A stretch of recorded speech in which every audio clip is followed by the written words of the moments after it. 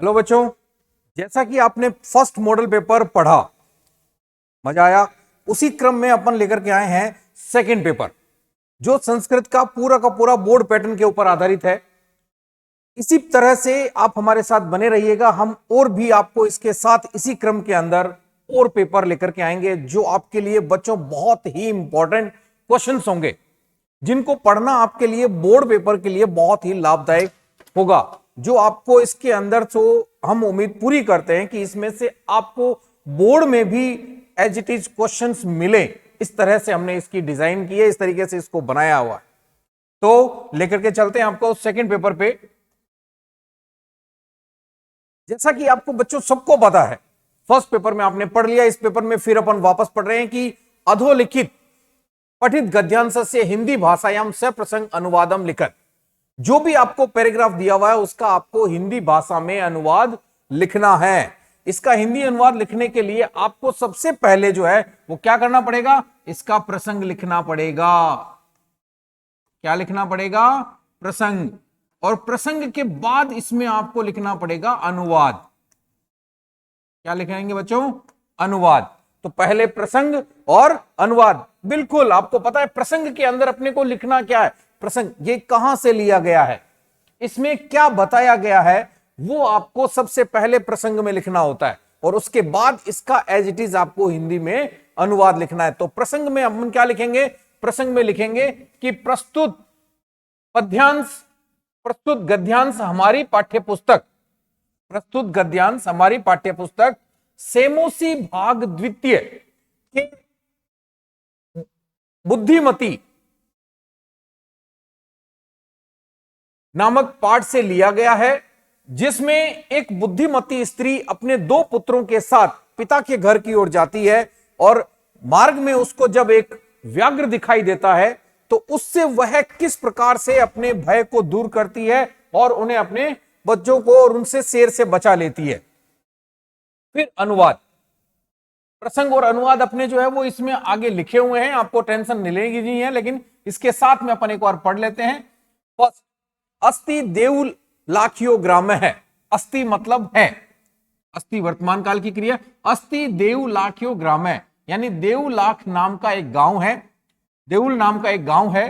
तत्र राज सिंह नाम राजपुत्र वस्ती इसमें, वहां पर एक राजपूत नाम का एक राजपुत्र यानी राजकुमार रहता था।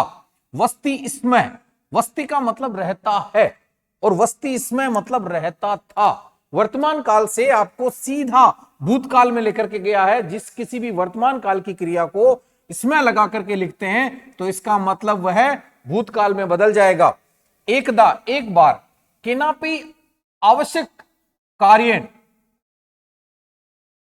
तस्य भार्या बुद्धिमती, उसकी पत्नी, भार्या यानी पत्नी, बुद्धिमती पुत्र द्वयोपेता, दो पुत्रों के साथ, पुत्र द्वय उपेता, दो पुत्रों के साथ, पितुर गृहम, पिता के घर, प्रति की ओर, प्रति के योग में द्वितीय विभक्ति नजर आ रही है अपने को, प्रति चलिता, घर की ओर चलती है। मार्गे गहन कानने, मार्ग में गहरे जंगल में, सा एकम व्याघ्रम ददर्श, उसने एक व्याघ्र को देखा।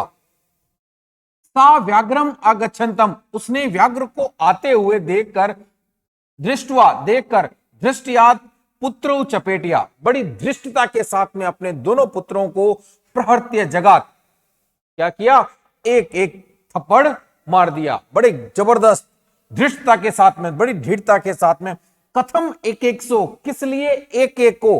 व्याघ्र भक्षणाय कलहम कुरुत, व्याघ्र खाने के लिए कलह कर रहे हो, झगड़ा कर रहे हो। अयम एकस्त्वा द्विभज्य, इस एक के ही दो भाग कर लो। क्या कर लो? इस एक के ही दो भाग कर लो, और भुज्यताम, भोजन कर लो। पश्चात अन्य द्वितीय कश्चित लक्ष्यते, और इसके पश्चात जैसे ही कोई दूसरा आएगा हम उसको फिर वापस लक्ष्य बना लेंगे। देखें अनुवाद। अनुवाद देखो, इसमें वापस जो अपन ने चीज पढ़ी है वो का वो वापस इसमें आया कि प्रस्तुत पद्यांश, प्रस्तुत गद्यांश हमारी पाठ्य पुस्तक सेमुसी भाग द्वितीय के बुद्धिर बलवती सदा नामक पाठ से उद्धृत है। ये उद्धृत है के स्थान पर आप यहां पे लिख सकते हैं लिया गया है या से संकलित है। जैसा कि अपन ने फर्स्ट में भी पढ़ा है, मूल रूप से यह पाठ सुख सप्तति नामक कथा ग्रंथ से संकलित है। कौन से ग्रंथ से संकलित है? लिया गया है वो। फिर इसमें अपने पुत्रों के साथ जंगल के रास्ते से पिता के घर जा रही बुद्धिमती नामक स्त्री द्वारा दिखाए गए अपने बुद्धि कौशल का वर्णन किया गया है। फिर अनुवाद। देउल नामक एक गांव था, वहां राज सिंह नाम का एक राजकुमार रहता था। एक बार किसी आवश्यक कार्य से उसकी पत्नी बुद्धिमती अपने दोनों पुत्रों के साथ पिता के घर जा रही थी। रास्ते में गहरे जंगल में उसने एक शेर को देखा। वह शेर आता हुआ देखकर धृष्टता से दोनों पुत्रों को थप्पड़ मार करके बोली, क्यों एक एक शेर को खाने के लिए झगड़ा कर रहे हो? यह एक ही है, इसे बांटकर खा लेना, बाद में अन्य कोई दूसरा आएगा तो देखा जाएगा। यानी उसको वापस अपन क्या करेंगे? भोजन बना लेंगे। इस प्रकार से ये आपका पहला गद्यांश है। इसके साथ बच्चों एक अथवा में और आता है। आपको दोनों में से कोई एक करने हैं, मैं आपको दोनों ही समझा रहा हूं। यहां पर एक गद्यांश दिया हुआ है।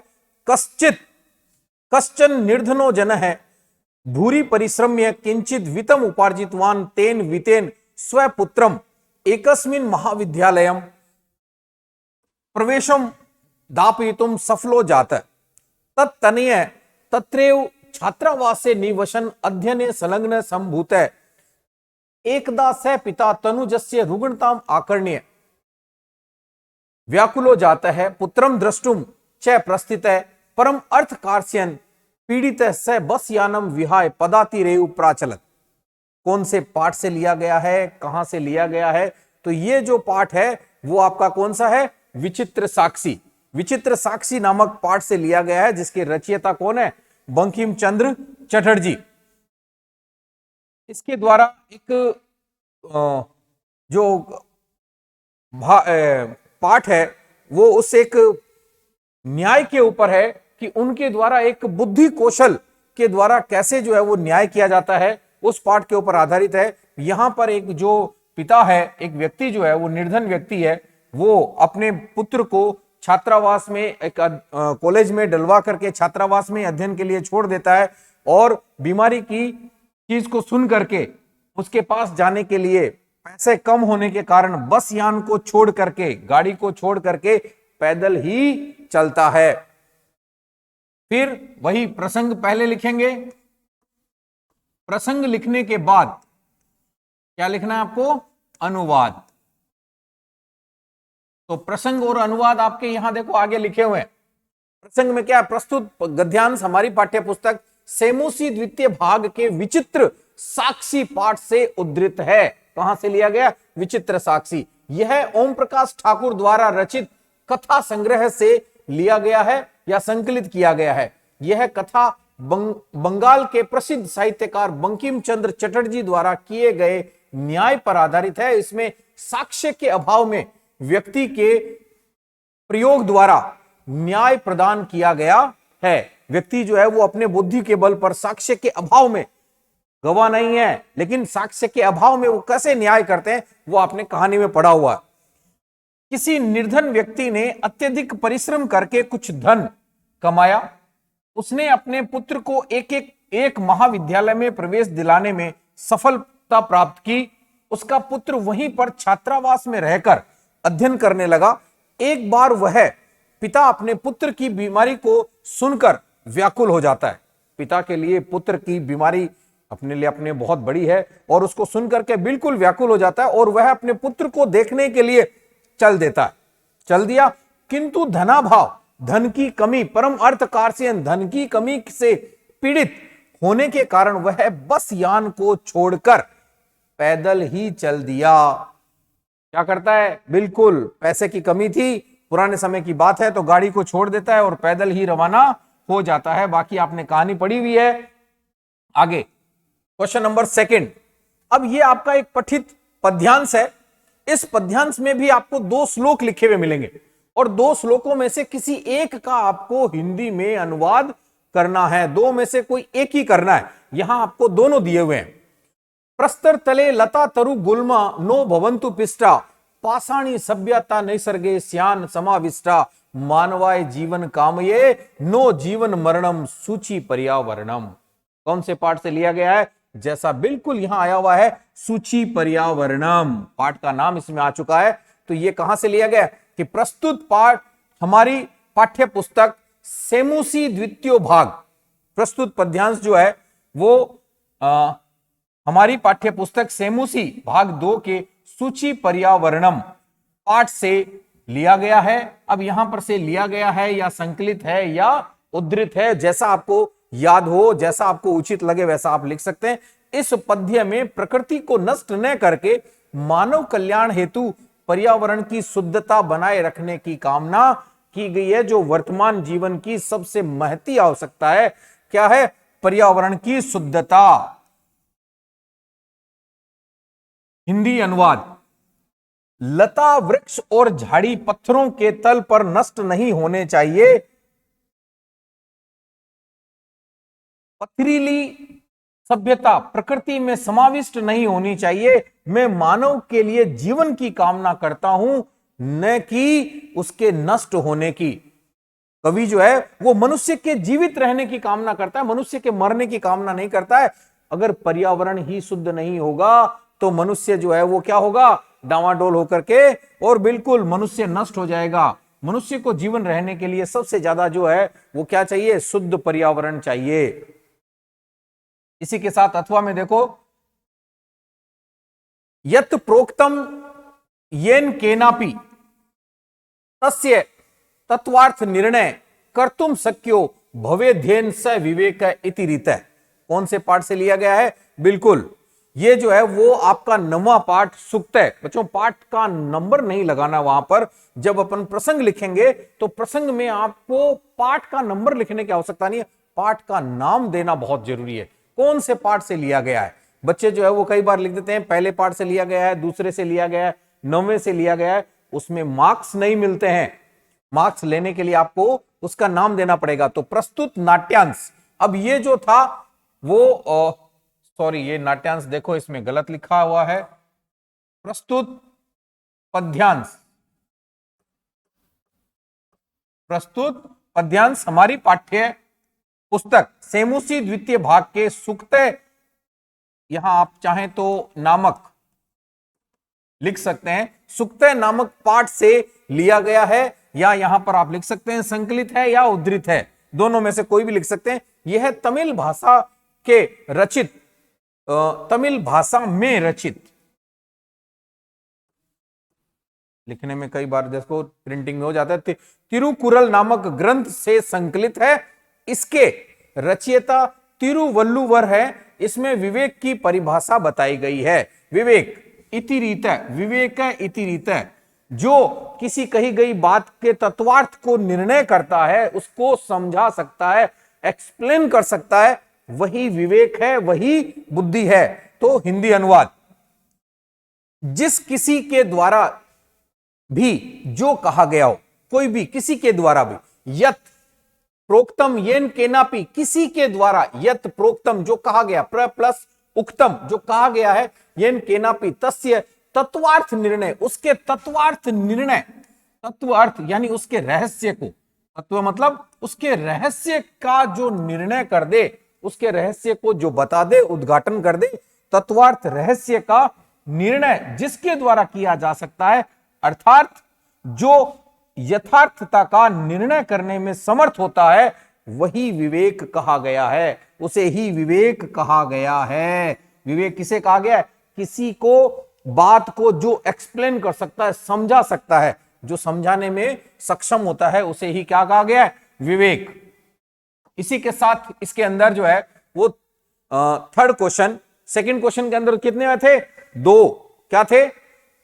श्लोक, श्लोकों को यानी कि पद्यांश, पहले वाले में गद्यांश, फिर पद्यांश, तीसरे क्वेश्चन में आएगा आपके नाट्यांश, फिर वही वापस 2 आएंगे बच्चों, 2 में से कोई एक करना है आपको।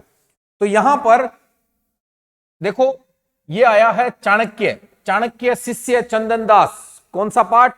प्राणेभ्यो अपि प्रिय सुहृदय, जो प्राणों से भी प्रिय होता है, उस मित्र का इसके अंदर वर्णन किया गया है, जो चंदन दास का मित्र है, मुद्रा राक्षस, और उसके लिए वह अपने प्राणों का बलिदान करने के लिए भी क्या करता है? तत्पर रहता है। चाणक्य, वत्स मणिकार श्रेष्ठिनम चंदन दास इदानीम द्रष्टुम इच्छामि, पढ़ने से अपने को पता चल गया अब आपको सबसे पहले क्या लिखना है? बिल्कुल प्रसंग लिखना है। प्रसंग में क्या लिखोगे कि कहां से लिया गया है, और उसके बाद में हम लिखेंगे इसका अनुवाद। तो प्रसंग में क्या लिखेंगे हम कि यह प्रस्तुत नाट्यांश हमारी पाठ्यपुस्तक सेमुसी भाग द्वितीय के प्राणेभ्यो अपि प्रिय सुहृद नामक पाठ से लिया गया है, जिसमें एक चंदन दास के द्वारा अपने मित्र के लिए प्राणों का उत्सर्ग करने का भी क्या किया गया है? वर्णन किया गया है। चाणक्य, अब अनुवाद देखें। चाणक्य कहता है कि वत्स, हे पुत्र, मणिकार श्रेष्ठिनम चंदन दास इदानीम द्रष्टुम इच्छामि, कि हे पुत्र, मणिकार श्रेष्ठिन, मणियों का कार यानी कार्य करने वाले, श्रेष्ठिन यानी उस सेठ को, चंदन दास को, इदानीम यानी इस समय, एट ए टाइम, अब, द्रष्टुम इच्छामि, मैं देखना चाहता हूं। कौन कहता है? चाणक्य। किससे कह रहा है? शिष्य से। तो वो कहता है तथेति, तथा धन इति, तथेति निष्क्रम्य, ऐसा ही होगा कह के निकल जाता है, और चंदन दासेन सह प्रविश्य, चंदन दास के साथ प्रवेश करता है। सह के योग में बच्चों कौन सी विभक्ति का प्रयोग होता है? तृतीया। देखो सामने लिखी हुई है, चंदन दास के साथ प्रवेश करता है। इतः इतः श्रेष्ठिन, इधर इधर सेठ, सेठ जी इधर इधर, उभव परिक्रामतः, उभव यानी दोनों, उभव मतलब दोनों, परिक्रामतः मतलब एक साथ घूमते हैं। कौन? चंदन दास और शिष्य। शिष्य कहता है उपसृत्य, पास जाकर, उप मतलब पास, तो उपसृत्य यानी पास जाकर के, उपाध्याय, उपधन अध्याय, अध्याय मतलब पढ़ना, अध्ययन, और उप मतलब समीप, जिसके पास रह करके पढ़ा जा सकता है वो उपाध्याय। तो किसके लिए आया हुआ है? गुरु चंदन दास के लिए आया, सॉरी चाणक्य के लिए आया हुआ है। अयम श्रेष्ठी चंदन दास है, यह है सेठ चंदन दास। तो बच्चों देखो इधर श्रेष्ठी, इधर आया श्रेष्ठिन। ये जो श्रेष्ठिन शब्द है और ये जो श्रेष्ठी शब्द है दोनों एक ही है, लेकिन इसमें क्या है? इसके अंदर जो है वो श्रेष्ठ शब्द जो है, इस श्रेष्ठ के अंदर इन प्रत्यय लगा करके इसका मूल रूप लगाया गया है, जो भी बना क्या हुआ है? श्रेष्ठिन। और इसका पुल्लिंग रूप अगर लिए हुए अपन, पुल्लिंग रूप जब लेंगे तो शब्द बनेगा श्रेष्ठी। क्या बनेगा? श्रेष्ठी। दोनों एक ही है, दोनों सेट के लिए आए, लेकिन ये मूल शब्द है और ये पुल्लिंग है। क्यों? क्योंकि यहां पर अयम शब्द भी पुल्लिंग है और चंदन दास भी कैसा है? पुल्लिंग है। तो चंदन दास जयतु आर्य, जयतु आर्य, आर्य की जय हो। चाणक्य, श्रेष्ठिन स्वागतम ते। अब चूंकि यहां पर इसका निर्णय नहीं किया जा रहा है, पुल्लिंग में है, स्त्रीलिंग में है, नपुंसकलिंग के अंदर, इसलिए अपने मूल शब्द का इस्तेमाल किया गया। अपि प्रचीयन्ते, क्या बढ़ रहा है? सम व्यवहाराणाम वृद्धि लाभा, आपका जो व्यवहार है, व्यापार जो है वो कैसा हो रहा है? बढ़ रहा है, उसमें प्रगति हो रही है, लाभ हो रहा है। चंदन दास आत्मगतम, अपने मन में, चंदन दास को क्या हो गई? शंका हो गई अपने ही मन के अंदर। अति आदर है शंकनीय, कोई भी बड़ा व्यक्ति जब आपको बड़े प्यार से कुछ पूछ ले, इसका मतलब क्या कर रहा है? बलि का बकरा बना रहा है। यहां पर देख लो, अति आदर है शंकनीय, उसको क्या दिया जा रहा है? अत्यधिक आदर दिया जा रहा है। किसके द्वारा? चाणक्य के द्वारा। तो चंदन दास जो है वो मन ही मन शंका करता है कि ये जो आदर है वो बड़ी शंका है। प्रकाशम, सामने बोल के तो नहीं कह सकता, बड़ा आदमी है। अब वापस प्रकाश में कहता है अथ किम, और नहीं तो क्या।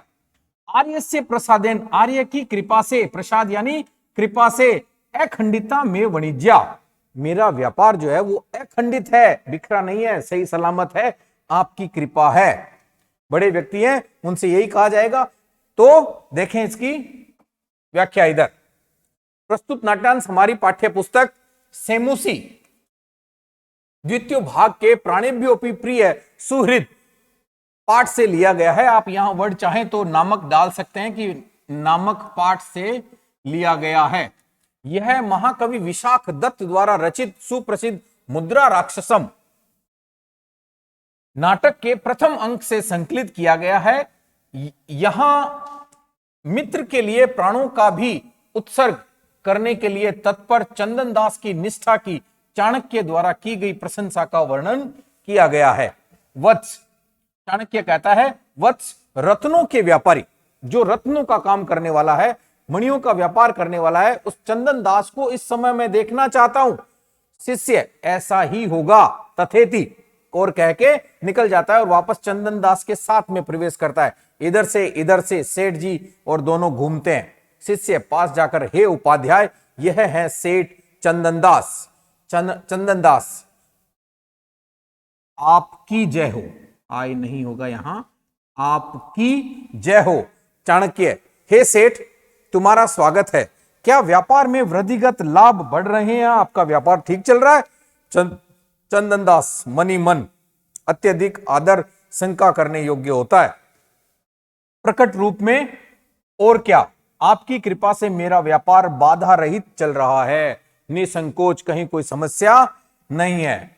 इसी के अथवा में देखें, इसके अथवा में नाट्यांश, बच्चों गद्यांश वाले के साथ गद्यांश, श्लोक वाले के साथ श्लोक, पद्यांश के साथ पद्यांश और नाट्यांश के साथ नाट्यांश। काकः आम सत्य कथितम त्वया वस्तुतः वनराज भवितुम तू अहम एव योग्यम। काकः और पीकः, जैसा जैसे ही आपको आपने पढ़ा, पढ़ते ही अपने को पता लग गया कि ये कौन से पाठ से लिया गया है। ठीक है, तो सबसे पहले इसमें क्या लिखेंगे अपन, प्रसंग, फिर अनुवाद। क्रम में यही रखना है, ऐसा नहीं कि पहले आप अनुवाद लिखें बाद में प्रसंग लिखेंगे। पहले क्या लिखेंगे, प्रसंग। कौन से लिया गया है, सौहार्द प्रकृते शोभा, पाठ का नाम क्या है, सौहार्द प्रकृते शोभा नामक पाठ से लिया गया है। यहां पर जो पशु पक्षी हैं सभी अपने अपने महत्व को बता रहे हैं, अपना अपना महत्व बता रहे हैं, अपने अपना इंपॉर्टेंस बता रहे हैं, और हर कोई जो है वो क्या बनना चाहता है, राजा बनना चाहता है। राजा बनने की एक होड़ लगी हुई है, और उस होड़ के अंदर यहां पर हमारे को जो है वो काकय और पिकय दो का वार्तालाप दिया गया है। आम सत्यम कथितम, आप सही कह रहे हैं, त्वया वस्तुतः वनराज भवितुम तू सर्वथा अहम एव योग्य, पूरी तरह से मैं ही योग्य हूं। कौन कह रहा है, कौवा। तभी कोयल जो है वो बीच में बोल पड़ती है, उपहसन, हंसते हुए, कथम त्वम योग्य, तुम कैसे योग्य हो, वनराज भवितुम, वन का राजा बनने के लिए कैसे तुम योग्य हो। यत्र तत्र का इति, यहां वहां जहां देखो वहां कर्कश ध्वनि ना, तुम्हारी जो बड़ी कर्कश ध्वनि है, जो कानों को कैसी लगती है, तीखी लगती है, अच्छी नहीं लगती। वातावरणम आकुलिसम करोसी, तुम वातावरण को ही क्या कर देते हो, बड़ा ही यूं आकुलिस कर देते हो, जो सुनने योग्य नहीं रहता है। न रूपम न ध्वनि रस्ती, न तो तुम्हारे पास कोई रूप है और ना ही कोई तुम्हारी मधुर आवाज है, ध्वनि भी तुम्हारी ऐसी है, तो रूप नहीं है। देखो कौन कह रही है, कोयल, वापस जवाब मिल जाएगा। कृष्ण वर्णम, तुम्हारा रंग कैसा है, काला है। मेध्य भक्षकम, मेध्य और मेध्य भक्षकम, मेध्य और अमेध्य, देखो इसमें क्या है, मेध्य प्लस अमेध्य, यानी सही और गलत। मेध्य मतलब अच्छा खाना और अमेध्य मतलब सड़ा गला या बुरा, जो भी कौवा खाने वाला है। मेध्य भक्षकम त्वाम कथम वनराज मन्यामहे वयम, जो सब कुछ तुम जो है वो खा लेते हो, तुम्हें वन का राजा हम कैसे माने। देखें, प्रस्तुत नाट्यांश हमारी पाठ्य पुस्तक सेमूसी द्वितीय भाग के सौहार्द प्रकृति शोभा नामक पाठ से लिया गया है। यहां कौवा और कोयल दोनों ही अपना महत्व बता रहे हैं और अपने आप को श्रेष्ठ बता रहे हैं। कौवा, हां तुमने सत्य कहा, वास्तव में वन का राजा होने के लिए मैं ही योग्य हूं। कोयल हंसते हुए, तुम वन का राजा होने के लिए किस प्रकार योग्य हो, यहां वहां का इस प्रकार कर्कश ध्वनि के द्वारा वातावरण को व्याकुल कर देते हो।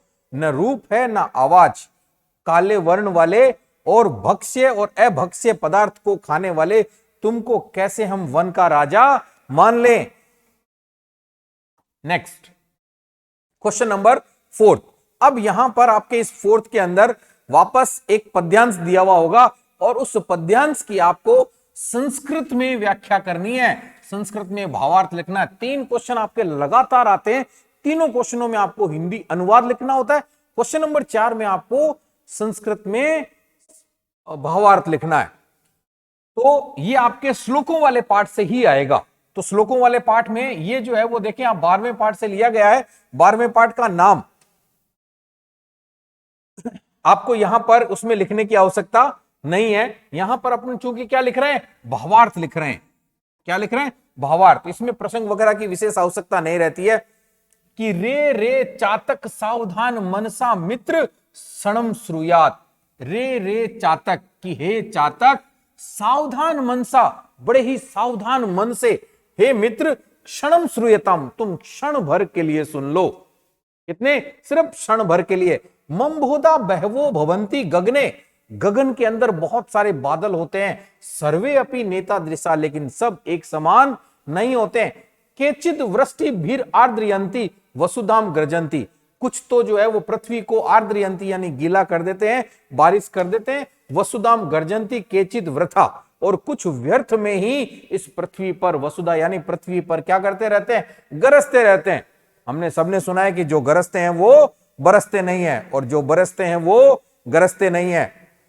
यम यम पश्यसी, जिस जिस को देखो, तस्य तस्य पूर्तो मां ब्रूहि दीनम वच, उन सब के सामने तुम जो है वो अपनी करुण वचनों को मत बोला करो। जो बरसने वाले होते हैं उनसे ही कहो, क्योंकि तुम पानी उन्हीं से पियोगे। यम कम अपि दृष्टवा, जिस किसी को देखो, याचनार्थम दीनम वच मां ब्रूयात, याचना पूर्वक उनके सामने अपने दीन वचन मत बोलो।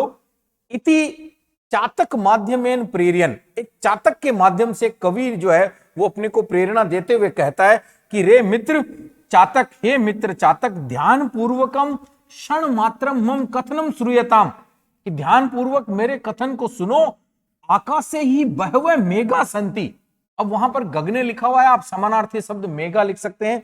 तो आकाश से ही बहवे मेघा संति, किंतु सर्वे अपि एतादृशा न संति, सब एक जैसे नहीं है। केचन मेघा पृथ्वी वर्षा जले क्लेदयंती, कुछ पृथ्वी के ऊपर क्या करते हैं, वर्षा के जल से उसको गीला कर देते हैं। और केचन मेघा तू वृथा गर्जनम कुर्वंती, कुछ बादल तो व्यर्थ में ही क्या करते रहते हैं, गरजते रहते हैं। अतः त्वम यम यम मेघम पश्यसि, जिस जिस बादल को देखो, तस्य तस्य मेघस्य पूर्तः दीनम वच मां ब्रूहि, उन सबके सामने अपने दीनम वच यानी करुणामय वाणी को मत बोलो। इसके साथ दूसरा अथवा में और चौथा क्वेश्चन देखो आप, जो श्लोक के माध्यम से आएगा, जिसका आपको सह प्रसंग व्याख्या करनी है। तीसरे पाठ से लिया गया है। व्यायाम सर्वदा पथ्य, शरीरायास जननम कर्म व्यायाम संगीतम, शारीरिक परिश्रम जो करना है वही व्यायाम कहलाता है। जो व्यक्ति शारीरिक परिश्रम करता है, शरीर को जो है वो व्यायाम के रूप में देता है। तत्कृत्वा तु सुखम दे, जिसको करने पर व्यक्ति का जो शरीर है, जो देह है, वो कैसा होता है, सुखी होता है। और विमृत नियात समन्तत है, और व्यायाम करने के बाद शरीर की जो है वो अच्छे से क्या करनी चाहिए, तेल मालिश करनी चाहिए, ताकि शरीर जो है वो सुदृढ़ बना रहे। भावार्थ, सिर्फ भावार्थ लिखना बच्चों। शारीरिक परिश्रमात उत्पन्न कर्म व्यायाम नामना कथ्यते, जो शारीरिक परिश्रम से उत्पन्न कर्म है, जो शारीरिक परिश्रम आपने किया है, वही कर्म आपका क्या कहलाता है, व्यायाम कहलाता है। व्यायामम कृत्वा, व्यायाम करके सुखम प्राप्यते, व्यक्ति जो है वो बड़ा सुखी होता है। व्यायाम करने के बाद में जो है वो शरीर आपको बिल्कुल कैसा लगता है, हल्का लगता है। व्यक्ति जो है वो प्रसन्न चित्त रहता है। अतएव शरीर से सर्वतः मर्दनम करणीयम, इसलिए जो है वो शरीर की सब ओर से क्या करनी चाहिए, मालिश करते रहना चाहिए। जो व्यायाम करता है, व्यायाम करने के उपरांत व्यक्ति को क्या करना चाहिए, मालिश करनी चाहिए। क्वेश्चन नंबर 5, 4 क्वेश्चन कंटिन्यू व्याख्या के आते हैं। 5वां क्वेश्चन आपका आता है, जिसमें से आपके 7 प्रश्न दिए हुए आएंगे, और उन 7 में से कोई 4, कितने दिए आएंगे, सप्तसु, ये कोई 4 चतुर्नाम प्रश्नानाम संस्कृते उत्तराणी एक पदेन, इसमें देना है एक पदेन। बच्चों एक पद का मतलब एक पद में ही देना है, 1 वर्ड में ही देना है। और पूर्ण वाक्य का कहे तो फिर आंसर आपको पूर्ण वाक्य में देना है। यहां पर आपको पूर्ण वाक्य में नहीं देना है, सिर्फ 1 वर्ड में आंसर आएगा। ध्वानम वितरंती का संधावती, प्रश्न को पढ़ा, पढ़ते ही समझ में आ गया। ध्वानम वितरंती का संधावती, ध्वनि का वितरण करती हुई कौन दौड़ती है, बिल्कुल पहले पार्ट से लिया गया है, वाष्पयान माला, रेलगाड़ी। सुनिए ना, वाष्पयान माला रेलगाड़ी जो है वो क्या करती है, ध्वनि का वितरण करते हुए दौड़ती रहती है। बुद्धिमती कौ चपेटिया प्रहर्त्य जगात, बुद्धिमती ने जो है वो किनको बड़ी धृष्टता के साथ में थप्पड़ मारे थे? बिल्कुल अपने दोनों पुत्रों को, स्वपुत्रौ, अपने दोनों पुत्रों को। कौ, किनको? दोनों पुत्रों को। केन सदृशम स्थल्योपाकर्षणम नास्ति, किसके समान किंचित स्थल्योपाकर्षणम, मोटापा कम करने का उपाय नहीं है। किसके जैसा? व्यायाम के जैसा। व्यायाम करने से अच्छे अच्छों के मोटापे क्या हो जाते हैं? दूर हो जाते हैं। तो केन सदृशम कौन सी विभक्ति है? तृतीया में आया है, तो तृतीया में आया तो आपको आंसर भी किसमें देना है? तृतीया में ही देना है। केन संबंधेन वाल्मीकि लव कुशियो गुरु, किस संबंध से? केन संबंधेन, वाल्मीकि जो है वो लव और कुश के गुरु हैं। तो पुराने समय में गुरु जो बनाने के लिए जो किया जाता था उसका उपनयनोपदेशेन, उपनयनोपदेशेन संस्कार थे, अपने संस्कारों के अंदर इसका नाम आता है। फिर वृषभ है कुत्र पपात, कुत्र, पिछली बार भी मैंने आपको बताया था कि कुत्र शब्द जहां कहीं पर भी आता है स्थानवाचक शब्द के लिए आता है। कोई जगह हो, कोई पर्टिकुलर जगह का नाम आए, उसके लिए पर्टिकुलर विशेष जगह कहीं पर भी हो सकती है। तो वृषभ कहां गिरता है? क्षेत्रे। किसान जब उसको खेत में जोत रहा होता है तो उस क्षेत्र के अंदर, खेत के अंदर वह क्या हो जाता है? गिर जाता है। शुद्धि सख्यम केन सह भवती, केन सह, देखो सह के योग के अंदर तृतीय विभक्ति आई हुई है, तो आपको इसी में ही आंसर देना है, केन तृतीय विभक्ति में देना है। शुद्धि सख्यम, जो शुद्धि यानी सज्जन व्यक्ति की जो मित्रता होती है वो किसके साथ में होती है? बिल्कुल सज्जन व्यक्ति की मित्रता सज्जन व्यक्ति के साथ ही होगी, और मूर्ख की व्यक्ति की मित्रता मूर्ख के साथ में होगी। शुद्धि भी अपने 5वें पाठ में आपने श्लोक पढ़ा हुआ है, मृगा मृगई संग अनुवरजंती, मृग जो है वो मृगों के साथ, है ना, गाय गाय के साथ, घोड़े घोड़े के साथ, सज्जन सज्जन के साथ, और मूर्ख मूर्ख के साथ। काक चेष्ट विद्यार्थी की दृश्य छात्र मन्यते, किस प्रकार का? किसी विशेष कंडीशन को बतानी है कि छात्र कैसे माने जाते हैं। काक चेष्टा वाले विद्यार्थी कैसे माने जाते हैं? काक चेष्टा वाले छात्र आदर्श छात्र माने जाते हैं। कौवा कहता है ना, कौवा जो है वो ये कहता है कि काक चेष्टा बको ध्यानम वाले श्लोक के अंदर ये आया हुआ है। और 5वें के अंदर सेकंड क्वेश्चन और आता है जिसमें आपके सप्तसु यानी 7, चतुर्नाम यानी 4 प्रश्नों के उत्तर पूर्ण वाक्य में देने हैं। पहले किस में दिए थे? वन वर्ड में, अब कैसे देने? पूरे वाक्य में उत्तर देने। जब पूरे वाक्य में उत्तर देना होता है तो प्रश्न के अंदर भले ही आपको लगता है कि मैं इसकी जगह पर एक वर्ड में लिखा दूं तो काम चल जाएगा, लेकिन नहीं, आपको उसकी जगह पर क्या करना है? पूरा वाक्य लिखना है। राजा तू कीदृश भवती, राजा तो कैसा होता है? राजा तू रक्षक भवती, राजा तो रक्षक होता है। कौन से पाठ से है ये? बिल्कुल सौहार्द प्रकृति शोभा। अतिथि केन प्रबुद्ध है, अतिथि जो है वो किससे जागृत हो जाता है? अतिथि चोरस्य पाद ध्वनिना प्रबुद्ध है। अतिथि क्या करता है? चोर के पैरों की ध्वनि से, ध्वनि को सुन करके जागृत हो जाता है, जाग जाता है। प्राणेभ्यो अपि क्या रक्षणीय, प्राणों को देकर भी किसकी रक्षा करनी चाहिए? तो बच्चों ये कई बार कंफ्यूज क्रिएट कर देता है। बच्चों को पढ़ाते समय जब मैंने कई बार पूछा तो बच्चे जो है वो प्राणेभ्यो अपि प्रिय सुहृद में चले जाते हैं।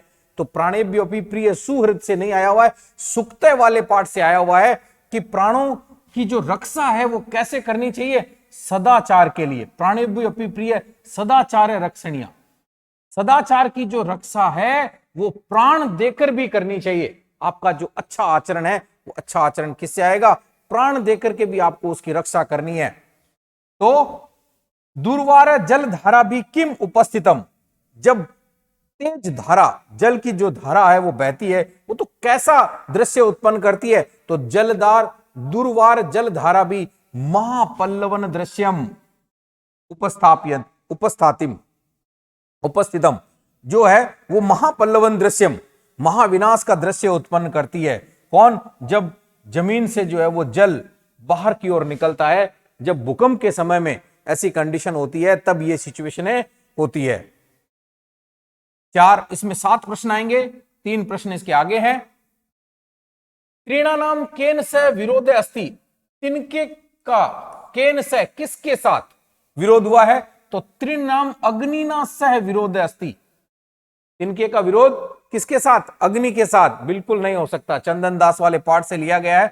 के रसाल मुकुलानी समास रयंते। कौन? रसाल मुकुलानी समास रयंते। रसाल मुकुलानी, रसाल का मतलब आम, मुकुलानी यानी उसका मंजरियों का आश्रय ले लेते हैं। जब कहां से लिया गया है? 12वें पाठ से अन्योक्तय के अंदर से लिया गया है कि जो भंवरे हैं, तालाब के अंदर पानी जब सूख जाता है तो सूखने के बाद में भंवरे जो हैं वो रसाल मुकुलानी समास रयंते, इनका आश्रय ले लेते हैं। रसाल मुकुलानी आम की मंजरियों के पास चले जाते हैं और बेचारी मछली वहां पर क्या हो जाती है? मारी जाती है। गगनम केन आवृणोति, गगनम धूमम भस्मावृतम आवृणोति। गगन जो है वो आसमान जो है वो धुएं और भस्म से, चारों ओर से धुआं और भस्म जो है वो क्या हो जाता है? वहां पर इकट्ठा हो जाता है। कब? जब ज्वालामुखी फटता है तो उस ज्वालामुखी के कारण क्या हो जाएगा? धुआं और भस्म, राख जो है वो आग लगने पर सबसे पहले आसमान में धुआं और राख चारों ओर आपको उड़ती हुई नजर आ जाती है। Next question.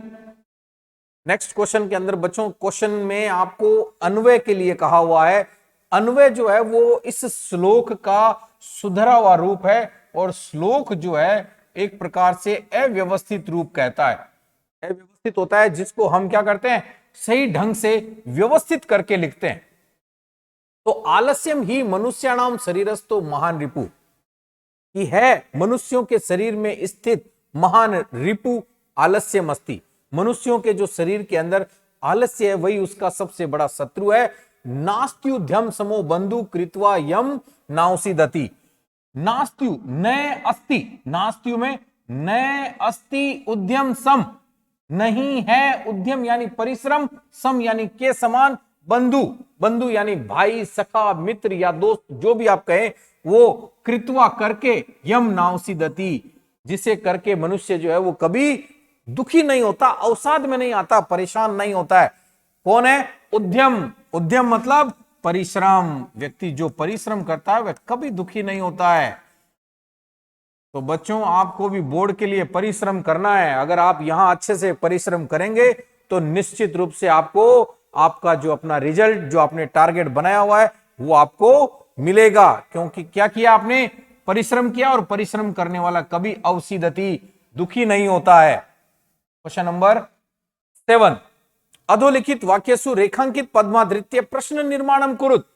जो अधोलिखित नीचे लिखा हुआ वाक्य है उसमें रेखांकित पद है, उस रेखांकित पद को आधार बना करके आपको प्रश्न निर्माण करना है।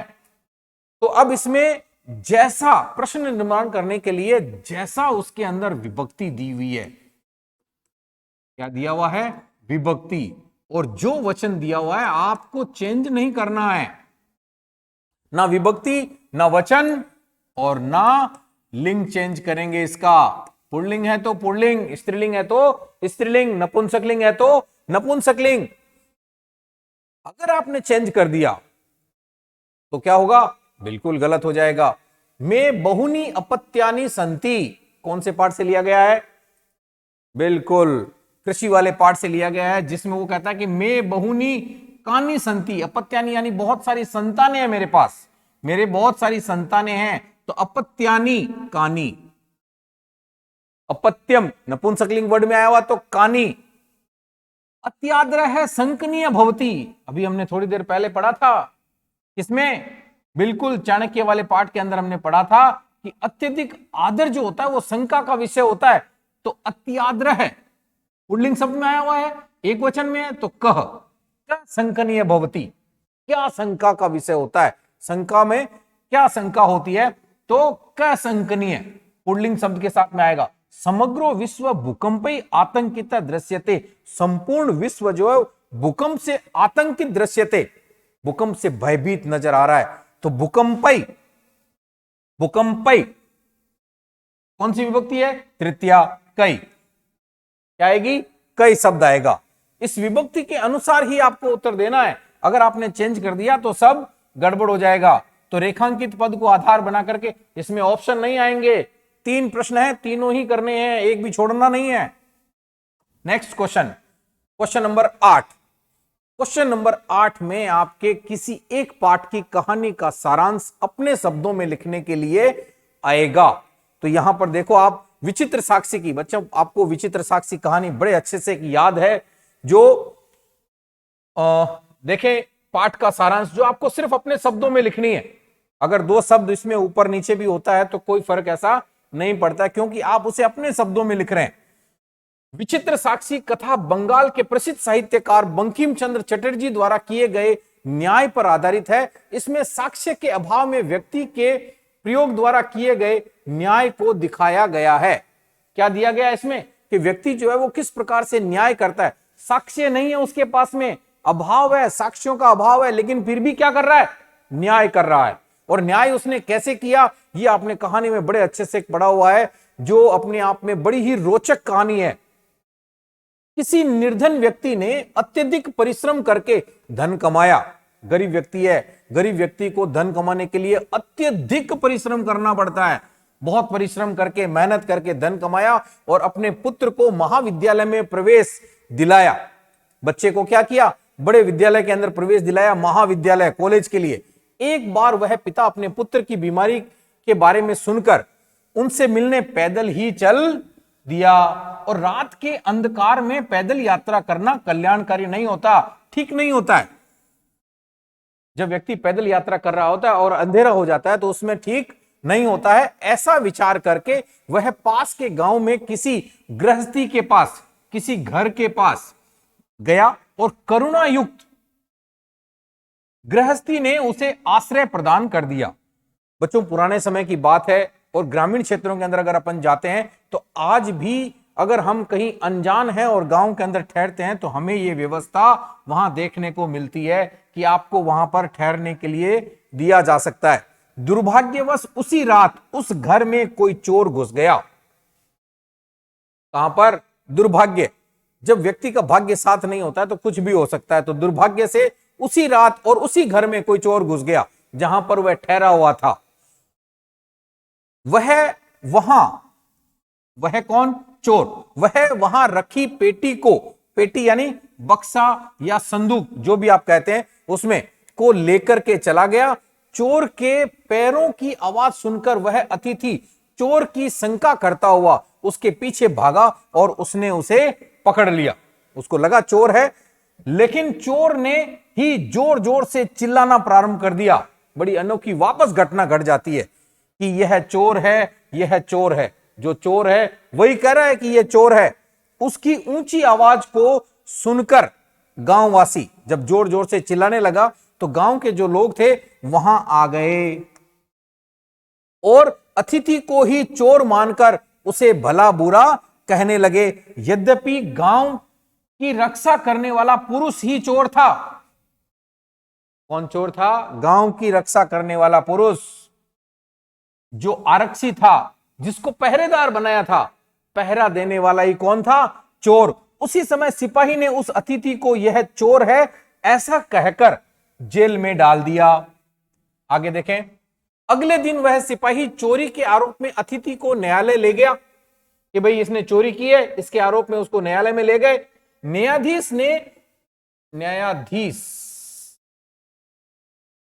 ने दोनों से संपूर्ण वृतांत सुना, पूरी बात सुनी, घटना को सुनी। उसने उस अतिथि को निर्दोष माना। उसने, किसने, न्यायाधीश ने, और रक्षक पुरुष को दोषी। उसको लग गया कि ये जो रक्षक है यही चोर है और ये जो अतिथि है ये बेचारा निर्दोष है, लेकिन उसके पास में कोई गवाह नहीं है, कोई साक्ष्य नहीं है। और साक्ष्य के अभाव में, यहां देखो कहानी जो है वो मोड़ लेती है, किंतु प्रमाण के अभाव में यह निर्णय करने में असमर्थ था। जज हुआ तो क्या हो गया, आपके पास में कोई गवाह है तो निर्णय होगा, नहीं तो नहीं होगा। अगले दिन दोनों ने पुनः अपना अपना पक्ष रखा और उसी समय कर्मचारी ने कहा कि यहां से 2 कोस के मध्य किसी व्यक्ति को किसी ने मार दिया है, कि यहां से 2 कोस की दूरी पर कोई व्यक्ति मरा हुआ है जो सड़क के किनारे पड़ा है। उसका मृत शरीर राजमार्ग सड़क के किनारे पड़ा हुआ है, राजमार्ग के या सड़क के किनारे पड़ा हुआ है। न्यायाधीश ने शव को लाने के लिए दोनों को आदेश दिया कि तुम दोनों जाओ और उस शव को यहां उठा के ले आओ। आदेश को प्राप्त करके दोनों शव को लेने चले गए। मार्ग में जब शव के भार से पीड़ित होकर, शव जो था डेड बॉडी जब उठाई जाती है तो बड़ा ही वजन होता है, तो भार से पीड़ित होकर अतिथि चिल्लाने लगा। जो बेचारा अतिथि था वो तो चिल्लाने लग गया, क्योंकि कैसा था, कमजोर था, गरीब था, पतला दुबला था। तब उस चौकीदार ने कहा, तुमने मुझे चोरी करने से रोका था, अब फल भोगो। उस दिन अगर छोड़ दिया होता तो ये दिन देखने नहीं पड़ते। तुम्हें चोरी के आरोप में 3 वर्ष की सजा होगी, जेल में जाओगे 3 साल के लिए। न्यायालय में शव लाने के बाद न्यायाधीश ने दोनों को घटना के विषय में बोलने का वापस आदेश दिया। जब चौकीदार अपने पक्ष का वर्णन करने लगा, तब उस शव ने, जो शव था वो न्यायाधीश के द्वारा भेजा हुआ व्यक्ति था, और उस शव ने न्यायाधीश का अभिवादन करके कहा, मैं वर्णन करता हूं, मैं बताता हूं क्या हुआ। तुम्हारे द्वारा मुझे चोरी की संदूक को लेने से रोका गया, अतः अब अपने कर्म का फल भोगो। अब अपने कर्मों का फल भोगो भाई। न्यायाधीश ने रक्षक पुरुष के लिए कारावास के दंड का और आदेश दिया, और आदेश देकर उस अतिथि को सम्मान पूर्वक क्या कर दिया, मुक्त कर दिया, छोड़ दिया। अतः बुद्धि से, देखो बिल्कुल बुद्धि से, वैभवशाली, जो वैभवशाली व्यक्ति होते हैं वो नीतिपूर्ण, जो न्यायपूर्ण युक्तियां होती है, उस युक्ति का आश्रय लेकर के कठोर से कठोर कार्य भी बड़ी सरलता के साथ में क्या कर लेते हैं, सरल कर लेते हैं, हल कर लेते हैं उसको। ये आपकी कहानी थी। कहानी को आप बड़े आराम से अच्छे से लिख लेंगे। नेक्स्ट क्वेश्चन आता है बच्चों आपके, अधोलिखित वाक्य सुरेखांकित पद्मा द्वितीय प्रसंग अनुकूल उचितार्थम चित्वा लिखत। इसका उचित अर्थ लिखना है। जो अंडरलाइन किया हुआ है उस अंडरलाइन वाले शब्द की जगह पर आपको क्या शब्द आएगा उसका उचित अर्थ लिखना है। उसका अर्थ बताना है आपको। आचार प्रथमो धर्म है। आचार जो है वो पहला धर्म है। सुक्ते वाले पाठ से लिया गया है। तो आचार का मतलब क्या हो जाएगा, सदाचार। आप जो है वो उत्तर, यहां पर उत्तर अलग से हेडिंग डाल करके भी लिख सकते हैं ऐसे, उत्तर जिसमें आ जाएगा आपका ग सदाचार। क्या हो जाएगा, सदाचार। क्योंकि यहां तो पेपर में लिखा हुआ है, आपको वहां पर उत्तर लिखना पड़ेगा। तो क्वेश्चन नंबर 9 लगा करके उत्तर आप लिखेंगे। पहला सदाचार, फिर इसका उत्तर वानरहा वारम वारम सिंह तुदंती। वानर जो है वो क्या कर रहे हैं, बार बार शेर को बेचारे को परेशान कर रहे हैं। तो शेर को जो है वो परेशान करते हैं। पश्यंती मतलब देख रहे हैं, नहीं। हसंती हंस रहे हैं, नहीं। वदंती बोल रहे हैं, नहीं। अवसादयंती क्या कर रहे हैं, अवसादयंती यानी उसको परेशान कर रहे हैं। तो उत्तर जो है वो आप यहां बना करके लिख देंगे।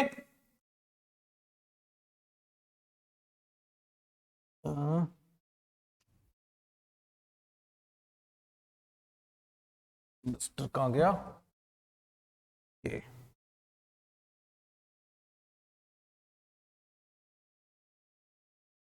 क लगा करके आप लिख देंगे अवसादयंती।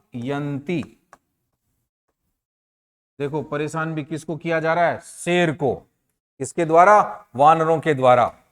ये आपका 9th क्वेश्चन। इसके अंदर 2 ही प्रश्न आते हैं और दोनों ही करने। फिर उसके बाद में क्वेश्चन नंबर 10, स्व पाठ्य पुस्तकात प्रश्न पत्रम अतिरिक्त, प्रश्न पत्र के अलावा, प्रश्न पत्र के अंदर आपके प्रश्न क्रमांक 2 में 2 श्लोक आए थे। क्वेश्चन नंबर 4 में फिर 2 श्लोक आए थे, वो श्लोक काम में नहीं लेने। क्वेश्चन नंबर 6 में फिर 1 श्लोक आया था, वो भी आपको काम में नहीं लेना है। अन्वय वाला, संस्कृत व्याख्या वाला और हिंदी व्याख्या वाला श्लोक आपको यहां पर, उसके अतिरिक्त देखो आप अतिरिक्त 2 श्लोक लिखने। तो उसके अलावा अपन 2 श्लोक लिखें, जो भी आपको याद हो बच्चों वो आप लिख सकते हैं। कम से कम आपको जो है वो 6 श्लोक। देखो क्वेश्चन नंबर 2 के अंदर आपके 2 श्लोक आए थे। कितने आए थे, 2 श्लोक। वो यहां पर काम में नहीं लेने। क्वेश्चन नंबर 4 में आपके फिर 2 श्लोक आए थे। कितने आए थे? 2 श्लोक। ये भी आपको काम में नहीं लेने। क्वेश्चन नंबर 6 के अंदर आपके 1 श्लोक आया था। ये श्लोक भी आपको नहीं लिखना है बच्चों। इसके अतिरिक्त ये तो प्रश्न पत्र में है, इनको काम में नहीं लेना है। आपने याद किया और वही अगर इसमें आ गया तो सब गड़बड़ हो जाएगी। 2 और 2 4 और 1 5 और 2 श्लोक यहां पर आते हैं। तो कम से कम आप अगर आप श्लोक याद करते हैं तो 6 से 7 श्लोक तो कम से कम आपको याद होने चाहिए। इतने श्लोक अगर याद नहीं है तो सब गड़बड़ हो जाएगी, क्योंकि आपको इनके अलावा लिखने। तो एक एव खगो मानी वने वस्ती चातक पिपासितो व म्रियते याचते व पुरंदरम काकय कृष्ण पीकय कृष्ण को भेद पीक काकयो वसंत समय प्राप्ते काकय काकय पीकय पीकय। ये आपके जो है वो 2 श्लोक हैं, और जो आप इनके अलावा अगर आपको कोई याद है तो आप वो भी लिख सकते हैं, इसमें कोई समस्या नहीं आएगी। क्वेश्चन नंबर 11 बहुत इंपॉर्टेंट क्वेश्चनों में आता है, जो अपठित गद्यांश है। अपठित गद्यांश के अंदर बच्चों आपको बहुत ही ढंग से पढ़ना होता है और उनके पढ़ करके श्लोक प्रश्नों के उत्तर देने होते हैं। प्रश्न भी उत्तर में अलग अलग तरह के प्रश्न आते हैं, एक पद वाले, पूर्ण वाक्य वाले, और एक आता है यथा निर्देशम, जो कि आपके लिए बहुत ही महत्वपूर्ण आता है। यथा निर्देशम, जैसा उसमें निर्देश दिया है उसके अनुसार। तो अब अगर हिंदी का होता तो आप इसको थोड़ा पढ़ लेते, क्वेश्चन भी पढ़ लेते, लेकिन आपको एक बार इसको पढ़ करके थोड़ा इसका हिंदी में अर्थ निकालना पड़ेगा और उसके बाद आपको इसके प्रश्नों के उत्तर देने पड़ेंगे। पुण्यो अस्माकम देश भारत वर्ष है। पुण्य अस्माकम यानी पुण्य मतलब पवित्र, अस्माकम मतलब हमारा, देश भारत वर्ष है। हमारा जो भारत वर्ष देश है वो कैसा है? पुण्य है। न केवलम भौगोलिक दृष्टिया, न केवल भौगोलिक दृष्टि से, अपितु बल्कि सांस्कृतिक दृष्टिया अपि अस्य देशस्य महत्वपूर्ण स्थानम वर्तते। सांस्कृतिक दृष्टि से भी, कैसी? संस्कृति की दृष्टि से भी इस देश का बहुत महत्वपूर्ण स्थान है, अपने आप में संस्कृति में महत्वपूर्ण रखता है। विश्वे अस्मिन, विश्व में यह भारतीय संस्कृति विश्व वंद्या, विश्व के द्वारा वंदनीय है। पूरा विश्व जिसकी वंदना करता है, ऐसे भारत देश में रहते हैं। सर्वग्रह्यश्च, सब इसको ग्रहण करते हैं। भारत देशे विभिन्न संप्रदाय नाम विविध भाषा नाम, भारत देश के अंदर अनेक प्रकार के संप्रदाय धर्म हैं, बहुत सारी भाषाएं हैं। अनेक देवा नाम भिन्न भिन्नांच दर्शना नाम, अनेक देव और उनके दर्शन हैं। चाहे प्रचार है प्रचल्यते, उनका प्रचार चल रहा है। तथापि भारतीय नाम भिन्नत्वे एकत्वम इति, फिर भी भारत के अंदर भिन्नता में एकता, अनेकता में एकता है। भिन्नता में एकता मतलब अनेकता में एकता है। कथनम सर्वेष्वपि क्षेत्रेषु दृश्यते, और ये जो कथन है वो सर्वेष्वपि, सभी क्षेत्रों में, सर्वेषु अपि क्षेत्रेषु दृश्यते, सभी क्षेत्रों में देखने को मिलता है, कहीं एक जगह पर नहीं मिलता है। रहने में, खाने में, पीने में, सब जगह अलग अलग, लेकिन फिर भी कैसे होंगे? एक, जो भारत की सबसे बड़ी विशेषता मानी जाती है। भारत देश है विश्वस्य सर्वोत्कृष्ट वृहत स्वरूप पात्मक जनतंत्रात्मक राष्ट्र वर्तते। भारत जो है वो विश्व के अंदर सबसे उत्कृष्ट, सबसे सर्वोत्कृष्ट, सबसे बड़ा जनतंत्रात्मक जो लोकतंत्र है वो भारत का सबसे बड़ा है। अत्र देव स्वरूप है हिमालय, यहां पर देव स्वरूप हिमालय।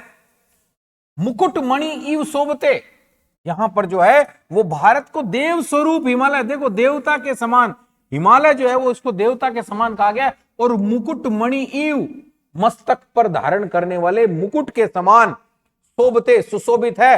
भारते मधुर जल युक्ता, भारत के अंदर मधुर जल, मीठे जल वाली गंगा, यमुना, सरयू, सरस्वती, कृष्णा आदि नदियां वहंती। बहुत सारी ऐसी नदियां हैं जो मीठे जल वाली है। मधुर जल युक्ता, मधुर जल से युक्त नदियां बहती है। अयम देश है नाना तीर्थे रमणीय, यह देश जो है वो नाना तीर्थे, अनेक प्रकार के तीर्थ है, रमणीय हैं, बहुत ही सुंदर। मुनिजन देवै च वंदनीयो अस्ति, और मुनिजन, मुनियों के द्वारा यह देश जो है वो कैसा है? वंदनीय है। भारतस्य भूमि आध्यात्ममयी, भारत की जो भूमि है वो आध्यात्ममयी है, गौरवपूर्ण है, शांति वह है, सुखदा सुख को देने वाली है, सस्य श्यामला धन धान्य से परिपूर्ण है, हिरण्य स्वरूपा पवित्र स्वरूप वाली है, अति कमनीया च अस्ति और अत्यधिक कामनाओं को पूर्ति करने वाली है, रत्ना करो अपि स्वयस्य और रत्ना कर यानी जो हमारा समुद्र है हिंद महासागर, रत्ना करत्वम अपने रत्नों से पुनरअपि प्राप्तुम भारत भव्य भूमि चरणों वर्णिते, चरणों को धोता है, किनसे? भारत भूमि के चरणों को किनसे धोता है? अपने रत्नों से। कौन धो रहा है? हिंद महासागर रत्नाकर।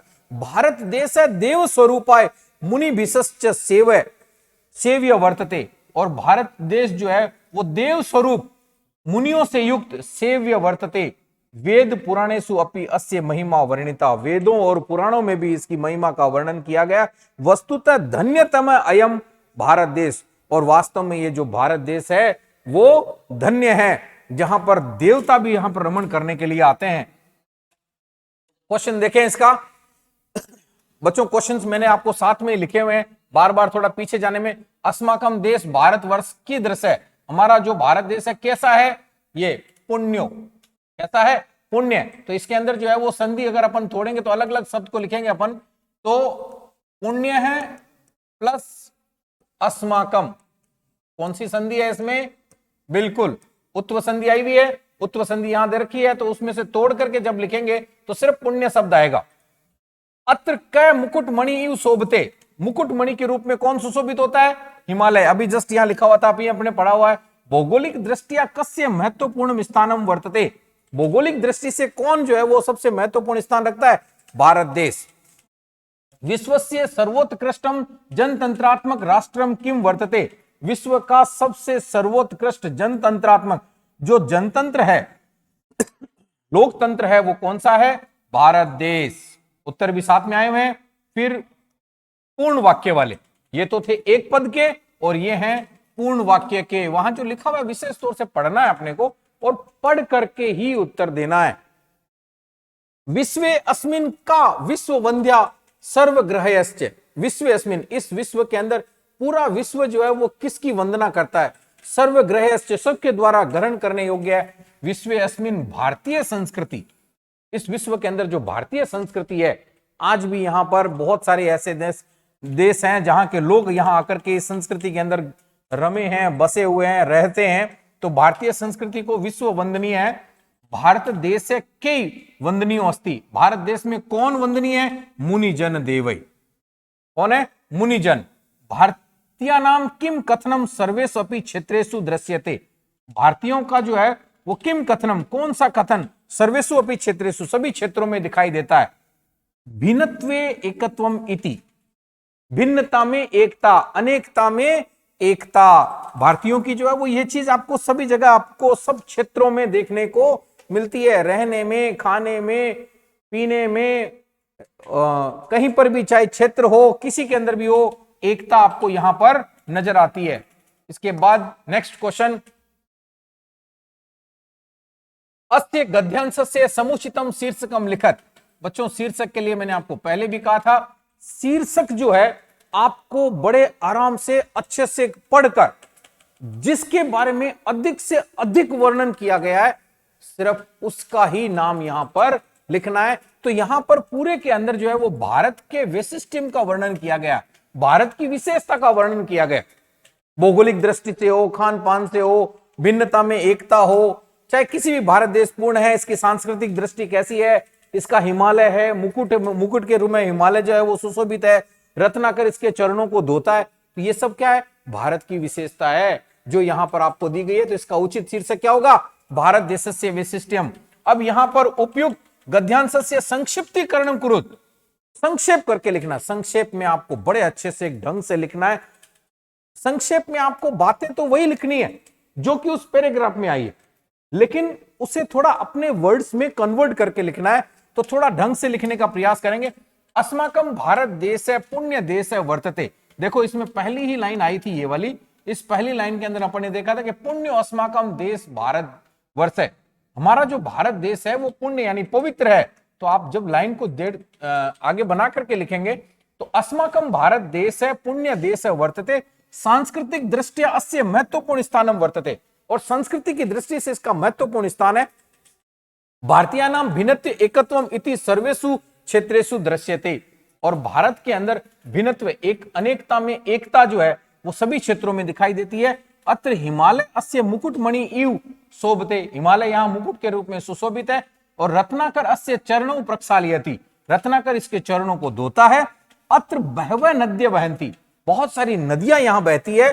सभी का नाम लिखने की आवश्यकता नहीं है, आप उनकी शॉर्ट फॉर्म में लिख रहे हैं, संक्षिप्तीकरण कर रहे हैं अपन, तो संक्षिप्तीकरण में आपको पूरी चीज नहीं बतानी है, शॉर्ट में चलना है। अत्र बहवः नद्य बहन्ति, भारत भूमि आध्यात्ममयी, भारत भूमि कैसी है? आध्यात्म से युक्त है। गौरवपूर्ण इत्यादि भूमि अपि अस्ति, और गौरव से परिपूर्ण भूमि है।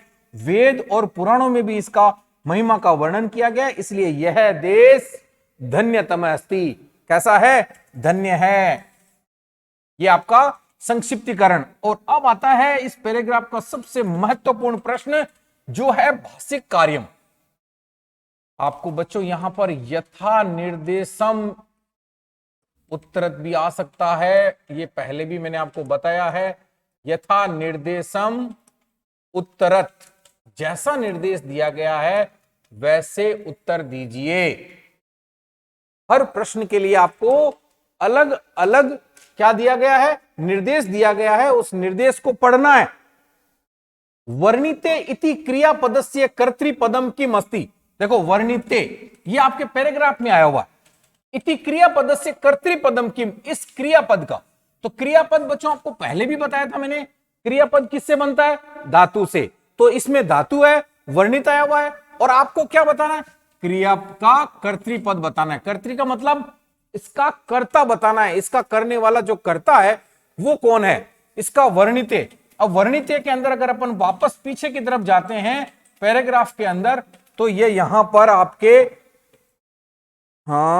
वर्णिते, ये देखो ये रहा वर्णिते आया हुआ है, तो इसका क्या हो जाएगा? रत्नाकर है अपि, ये इसका कर्ता हो जाएगा। रत्नाकर है अपि, तो शब्द क्या हो जाएगा? रत्नाकर। भारत देश नहीं, भूमि नहीं, हिमालय नहीं, क्रियापद क्या, कर्तृपद क्या हो जाएगा? रत्नाकर। देव स्वरूप इति विशेषणस्य गद्यांश विशेष्य पदम किम। बच्चों विशेषण और विशेष्य का क्वेश्चन, कर्तृ और क्रिया का एक प्रश्न, कर्तृ और क्रिया का 100% एक प्रश्न आता है।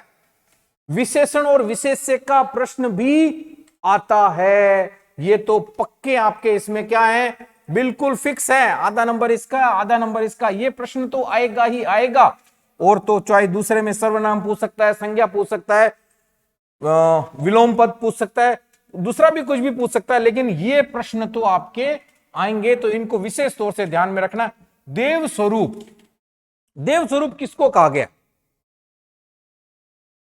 राष्ट्र को, भारत देश को, हिमालय को, या नदी को? तो अपन पीछे वापस पैराग्राफ में जाते हैं। देव स्वरूप, देव स्वरूप जो है वो ये रहा, देव स्वरूप हिमालय है। तो ये जो देव स्वरूप हिमालय है, हिमालय कौन है? विशेष्य। कौन है? विशेष्य। और ये कौन है? विशेषण। वहां क्या पूछा था कि इस विशेष्य का, इस विशेषण का विशेष्य क्या है? हिमालय। तो अपन चले आगे उधर, देखो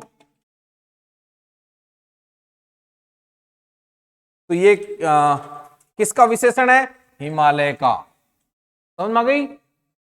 फिर अस्य महिमा वर्णिता, इसकी महिमा का वर्णन किया गया है। यहां पर अस्य जो शब्द है वो सर्वनाम स्थाने संज्ञा पदम किम। अस्य तो सर्वनाम है, तो ये सर्वनाम पद कौन सी संज्ञा के लिए आया है? इसकी महिमा का वर्णन, किसकी महिमा का वर्णन? इसकी महिमा का वर्णन किया गया है। तो भारत देश की महिमा का वर्णन किया गया है। किसकी? भारत देश की महिमा का वर्णन किया गया। सुखदा इत्यस्य विलोम पदम गद्यांशात् चित्वा लिखत। सुखदा, तो सुखदा में क्या हो जाएगा? विलोम बताना है। तो सुख का विलोम वैसे क्या होता है? दुख, और दुख का सुख, तो दुखदा यानी सुखदा। क्या हो जाएगा? सुखदा। ये आपके भाषिक कार्यम यथा निर्देशम उत्तर जैसा निर्देश दिया गया है वैसा आपको उत्तर देना है, जैसा पूछा हुआ है उसके अनुसार। कर्तरी पूछे तो कर्ता बताना है, क्रिया पूछे तो क्रिया बतानी है, विशेषण पूछे तो विशेषण, विशेष्य पूछे तो विशेष्य। चले आगे। बिल्कुल। अधोलिखित पदयों संधि विच्छेदम कृत्वा संधे नामापि लिखत।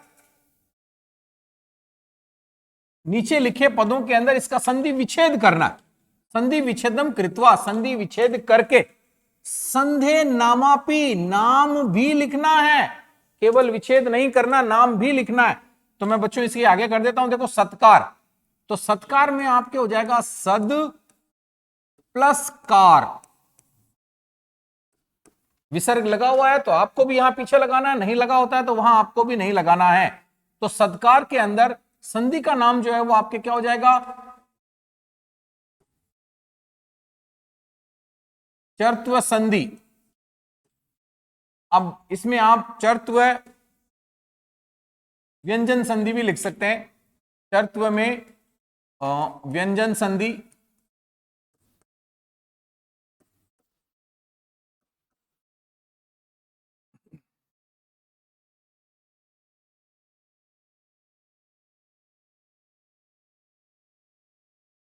चर्त्व व्यंजन संधि।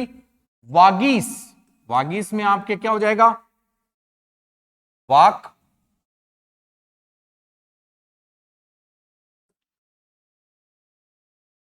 वाक प्लस ईस, संधि कौन सी हो जाएगी, जसत्व, ये भी आपके व्यंजन संधि कौन सी हो जाएगी, जसत्व व्यंजन संधि। बच्चों ये दोनों संधियां एक दूसरे की विलोम संधि है।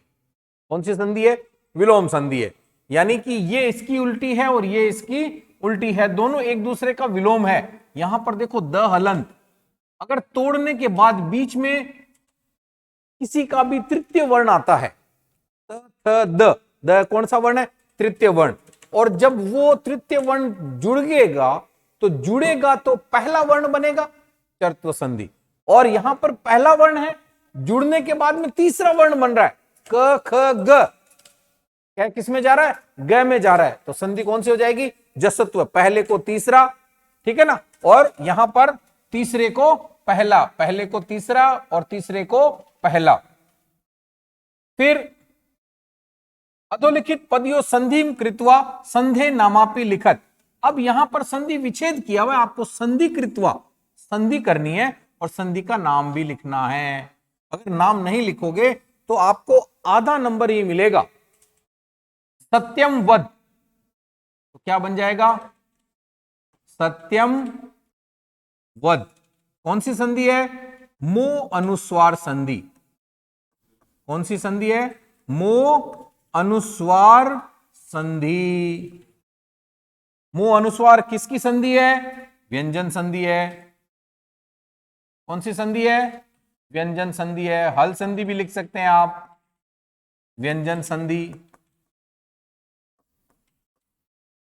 और हरिस सेते, हरिस सेते, तो इसमें क्या हो जाएगा, हरिस सेते। अब यहां पर से को से वापस आदेश हुआ है, तो यहां कौन सी संधि हो जाएगी,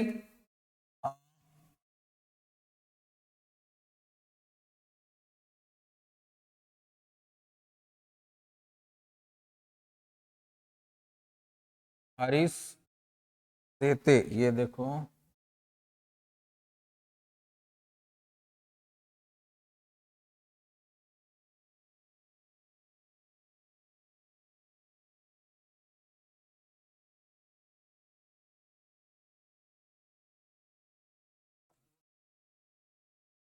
सचुत्व संधि, कौन सी संधि है ये, सचुत्व संधि।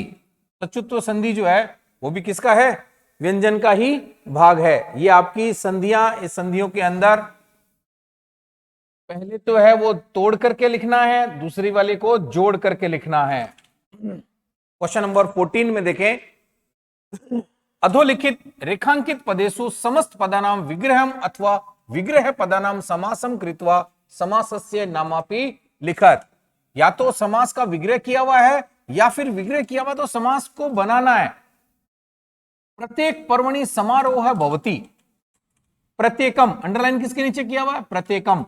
तो क्या लिखेंगे? एकम एकम प्रति। एकम एकम प्रति। समास का नाम क्या लिखेंगे? अव्ययी भाव समास। अव्ययी भाव समास। पाणी च पादौ च, तो पाणी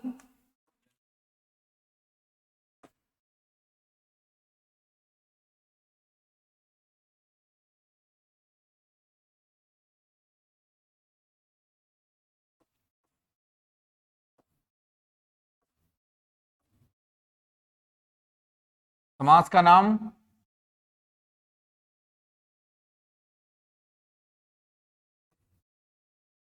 द्वंद्व समास। कौन सा समास है? द्वंद्व समास। दो का जोड़ा दिया हुआ है, देखो आप, दो का जोड़ा जहां कहीं पर भी आएगा समास द्वंद्व समास। और उपसर्ग के रूप में कहां पर कहीं पर भी आएगा अव्ययी भाव समास। अव्ययी भाव समास में कौन कौन से हैं? वैसे तो देखो थोड़ा सा अपन देख लें इसमें। अव्ययी भाव समास के अंदर तो प्रति जो है वो प्रति का प्रति रहता है। यथा अगर आ जाता है तो वो अनतिक्रम्य में बदल जाएगा। और अनु अगर आता है तो पश्चात में आएगा। उप आता है तो समीपम में आएगा।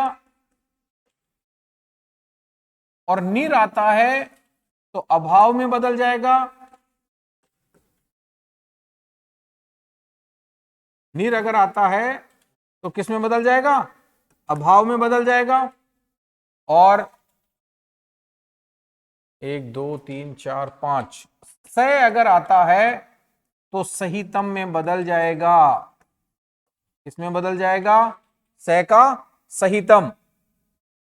और उप अनु निर यथा प्रति 3 और 3 6 ये आपके अव्ययी भाव के अंदर ऐसे हैं जो एग्जाम्पल्स के सबसे पहले फर्स्ट वर्ड जो है वो आपका प्रथम पद, इनको देखना है। इसमें देखो आप प्रति शब्द आया हुआ है तो प्रति जो है वो किस में बदलेगा? वापस प्रति प्रति में ही रहेगा। प्रति प्रति में ही रहेगा। साथ वाले शब्द के अंदर द्वितीय विभक्ति का प्रयोग करना है। इसके साथ में भी द्वितीय का प्रयोग करना है। इसके साथ में षष्ठी का प्रयोग करना है। और इसके साथ में भी षष्ठी का प्रयोग करना है। इसका प्रयोग करना है, षष्ठी का प्रयोग करना है। निर के अंदर भी षष्ठी लेकिन बहुवचन। इसमें स में तृतीया विभक्ति का प्रयोग करना है। इसका प्रयोग करेंगे तृतीया का। तृतीया विभक्ति का प्रयोग करेंगे। फिर द्वंद्व समास में दो का जोड़ा होता है। असौ महाराज है। तीसरे वाले में देखेंगे अपन तो महान च असौ राज है, तो क्या हो जाएगा? महाराज है। समास कर्मधारय समास। कौन सा समास है? कर्मधारय समास। कर्मधारय समास में दो चीजें होती है, एक तो विशेषण विशेष्य और एक उपमेय उपमान। इसमें कौन सा आया हुआ है? इसमें क्या किया गया है? महान च असौ राजय। राजा तो है लेकिन कैसा है? महान है। तो विशेषता बताई गई है, तो विशेषण और विशेष्य। Question next. अधोलिखित पदेषु रेखांकित पदस्य विभक्ति तत्कारणं च लिखत। विभक्ति बतानी है और उसका कारण भी बताना है, कौन सी विभक्ति है और क्यों है। तो इस प्रश्न के अंदर देखो बच्चों, भवनस्य ऊपरी खगाः सन्ति। भवनस्य ऊपरी, ऊपरी के योग में बिल्कुल ऊपरी शब्दस्य योगे, ऊपरी शब्दस्य योगे षष्ठी विभक्ति, पूरा कारण देना है आपको। ऊपरी शब्द के योग में कौन सी विभक्ति है? षष्ठी। तिलेषु तेलम विद्यते, तिलों में तेल है, तो क्या हो जाएगा? आधारे अधिकरणे।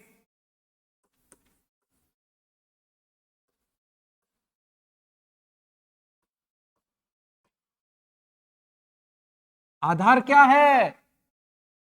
तेल का आधार क्या है? तिल। तो कहां मिलेगा तेल? तिलों में। तो आधारे अधिकरणे सप्तमी विभक्ति। कौन सी है? सप्तमी विभक्ति। नगरात पृथक देवालय अस्ति, नगर से अलग, तो पृथक शब्दे, पृथक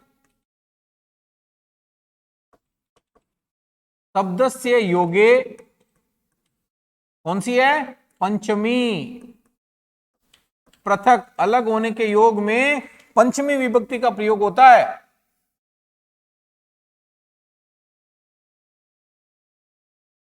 पंचमी विभक्ति किसमें? अलग होने के योग में। पिता पुत्राय क्रुध्यति, पिता जो है वो पुत्र पर क्या कर रहे हैं? क्रोध कर रहे हैं। क्रोध कर रहे हैं तो क्रुद्ध धातु के योग में, क्रुद्ध धातु योगे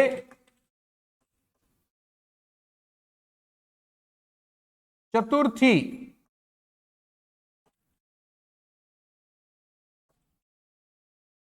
विभक्ति। क्रुद्ध धातु के योग में कौन सी विभक्ति होती है? चतुर्थी। तो विभक्तियों का थोड़ा सा अच्छे से आपको पढ़ना है ताकि आपको अच्छे से मार्क्स मिल सके। कोशिश यही रहेगी है कि आपको अच्छे से अच्छे दिए हुए हैं ये। नेक्स्ट, कोष्टकेषु प्रदत्त प्रकृति प्रकृत्याभ्याम प्रत्याभ्याम पदम निर्माय वाक्य पूर्यत रेखांकित पद पृथक कृत्वा च लिखत। अगर आपको तोड़ करके दिया हुआ है तो जोड़ के लिखना है, और जोड़ कर दिया हुआ है तो तोड़ कर लिखना है। पाल प्लस अनियर, तो अनियर में आपको पहले भी बताया था 3 शेष रहते हैं, अनिय, अनिया और अनियम। अनियर में क्या शेष रहता है? अनिय, अनिया और अनियम।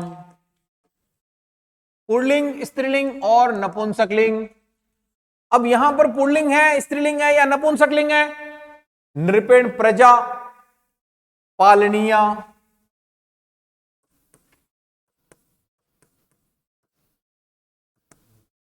नृपेण प्रजा पालनिया। क्यों? क्योंकि बहुवचन के अंदर आया हुआ है, और अनियर प्रत्यय तो इसका बहुवचन रूप आ जाएगा। राम है, खाली जगह है, बाल है, अस्ति, बुद्धि प्लस मतुप। तो मतुप में जो है वो 3 शेष रहते हैं, एक तो मान या फिर वान, मति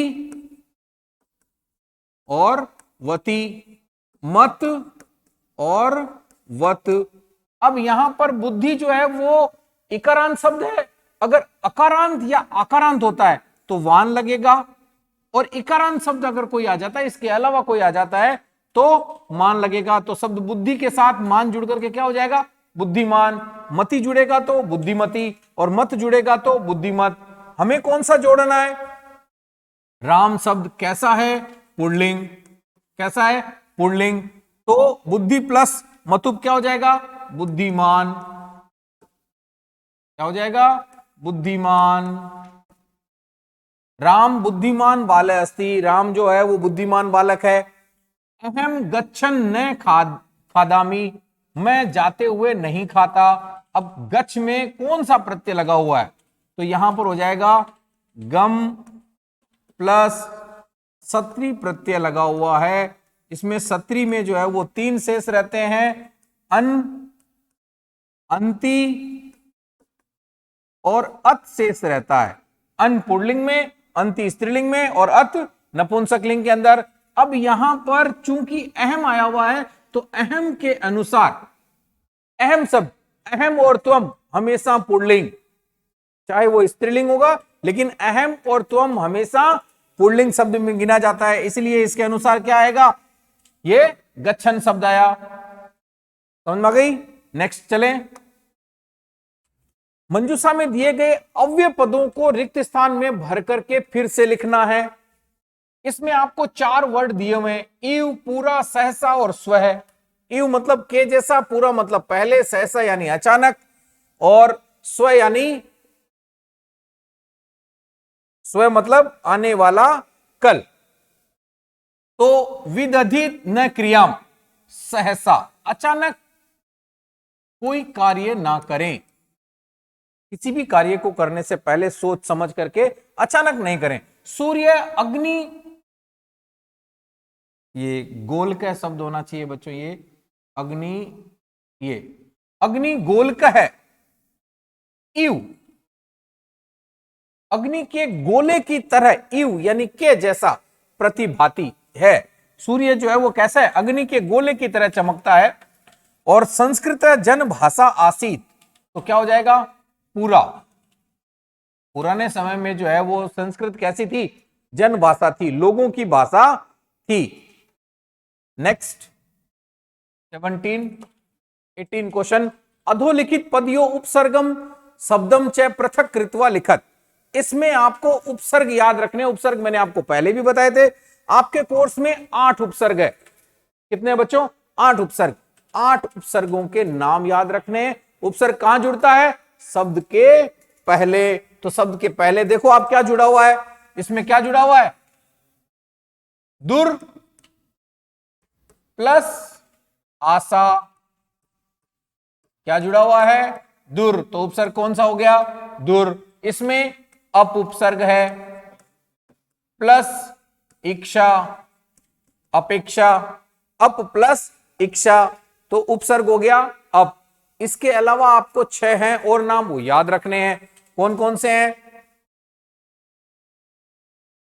अव उपसर्ग है, अप उपसर्ग है, उद उपसर्ग है, अधि उपसर्ग है, आ उपसर्ग है, निर उपसर्ग है, निस उपसर्ग है। ये आपके कोर्स में है। कितने हो गए, 3 और 1 4, 5 6 7, 1 8। उत हो गया, अव हो गया, अव, अप, उद, अधि, आ, निर, निस और दुर। ये आपके 8 उपसर्ग है बच्चों जो कोर्स में। मात्र नाम याद रख लेने से भी आप इन प्रश्नों को बड़े अच्छे से हल कर सकते हैं, क्योंकि वर्ड जो है वो स्टार्टिंग में ही आपको लिखा हुआ मिल जाएगा। और इनके अलावा कोर्स में है ही नहीं, तो नाम इनके अलावा नहीं आते हैं, वही याद रखने आपको। नेक्स्ट, कोष्ठकेषु दतेषु पदेषु यथा निर्दिष्टाम विभक्तिम प्रयुज्य रिक्त स्थानानि पूर्यत।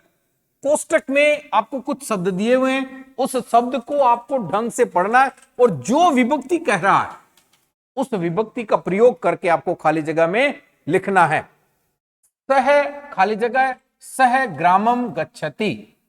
अब अपने को पता, सह के योग में तृतीया विभक्ति होती है, हमें पता है ये, और इसने तृतीया ही दे रखी है। और पितृ शब्द की तृतीया कही है, तो बच्चों पितृ शब्द की तृतीया जो है वो कई बार बच्चे हमेशा जो है वो गलत लिखते हैं, क्योंकि पितृ शब्द की तृतीया विभक्ति होती है पित्रा। और बच्चे जो है वो राम के अनुसार रूप चलाते हैं, क्योंकि पुल्लिंग शब्द है, पर चूंकि ये रिकारांत है, कैसा है, रिकारांत शब्द है, तो रिकारांत के रूप कुछ अलग चलते हैं। तो रिकारांत के रूप सिर्फ 2 के पिता और माता के रूप ऐसे हैं जो किसी के समान नहीं चलते। पिता और माता के रूप सबसे भिन्न चलते हैं, क्योंकि माता और पिता सबसे भिन्न होते हैं, उनके जैसा दुनिया में दूसरा कोई नहीं होता। इसलिए पिता के रूप बिल्कुल अलग चलते हैं। उस पिता के रूप में जो है वो पितृ शब्द के रूप क्या बनेगा, पित्रा। तो सह पित्रा, बच्चों गलत नहीं करना है। फिर पुस्तकानी संति। अब पुस्तकानी संति में पुस्तकानी जो है वो बहुवचन के रूप में आया हुआ है और नपुंसकलिंग पद है। तो यहां पर देखो तत् भी कैसा है, नपुंसकलिंग है। तत् कैसा है, नपुंसकलिंग है। और प्रथमा के अंदर दिया हुआ है, तो प्रथमा में आपको बहुवचन का रूप देना है। क्यों देना है, क्योंकि ये बहुवचन है, ये भी बहुवचन, ये भी बहुवचन। क्रिया बहुवचन, तो क्रिया के अनुसार कर्ता भी कैसा आएगा, बहुवचन का आएगा। तो एतानी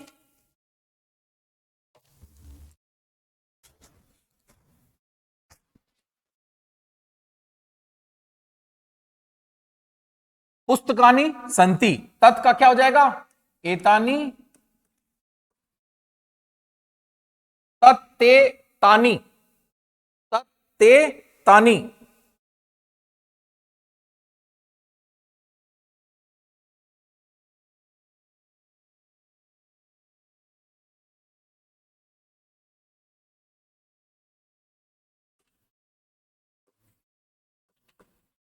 तानी पुस्तकानी। तत् का रूप जो है वो किसमें बदल जाएगा? नपुंसकलिंग के अंदर है। तो तत्ते तानी, तो तानी पुस्तकानी संति किसमें हो जाएगा? ओके, बहुवचन के अंदर। 19 20वें क्वेश्चन के अंदर बच्चों, कोष्टकेषु दत्तेषु धातुषु निर्देशानुसारम परिवर्तनम विधाय रिक्त स्थानानि पूर्यत। अब वहां पर शब्द रूप दिया हुआ था, यहां पर आपको धातु रूप दिया हुआ है। इस धातु के रूप लिखने आपको, धातु के रूप किसमें लिखने? लिट लकार में लिखने। भविष्य काल के अंदर कौन से पुरुष में लिखने? प्रथम पुरुष में लिखने। और सॉरी, उत्तम पुरुष में लिखने। पुरुष लिखा हुआ है लेकिन कौन सा पुरुष नहीं दिया हुआ है। तो आपको ध्यान में रखना है कि यहां जो पुरुष है वो इसके अनुसार चलेगा। तो ये कौन है? उत्तम पुरुष। तो ये भी कौन होगा? उत्तम पुरुष। तो लिख के रूप उत्तम पुरुष के अनुसार चलने। अहम स्वलेखम, लिख धातु, तो लिट लकार के अंदर लेखीस यामी, क्या रूप बनेगा? लेखीस यामी। बच्चे जो है वो कई बार इसके अंदर लिख धातु दिया हुआ है तो लिखीस यामी कर देते हैं, जो कि गलत हो जाएगा। नेक्स्ट, त्वम है भ्रमणार्थम कुत्र, खाली जगह। अब त्वम जो है वो कौन है? मध्यम पुरुष। कौन है? मध्यम पुरुष। भूतकाल की बात कर रहा है जो है वो बीते हुए समय की बात कर रहा है। तो बीते हुए के लिए क्या आया? लंग लकार। मध्यम पुरुष आ चुका है। मध्यम पुरुष का एक वचन रूप लिखना है। किसका? गम का। तो क्या हो जाएगा? गच्छ। क्या हो जाएगा? त्वम भ्रमणार्थम, त्वम है भ्रमणार्थम कुत्र गच्छ, तुम कल घूमने के लिए कहां गए थे। अब इसमें ये यहां पर प्रश्नवाचक आएगा, ध्यान रखना थोड़ा। फिर नेक्स्ट, अधोलिखित संख्यावाची शब्दों संस्कृते लिखत। बच्चों सिर्फ 2 वर्ड्स दिए हुए आते हैं और उन 2 शब्दों को आपको संस्कृत में लिखना है। तो संस्कृत में आपको पहले भी मैंने आपको कहा था कि जो भी शब्द हम लिखते हैं पीछे से वापस उल्टी गिनती की तरह लिखते हैं। तो यहां हम अगर हिंदी में पढ़ते हैं तो 505 यानी 505, तो 5 को पहले लिखना है। तो कितना हो जाएगा? पंच,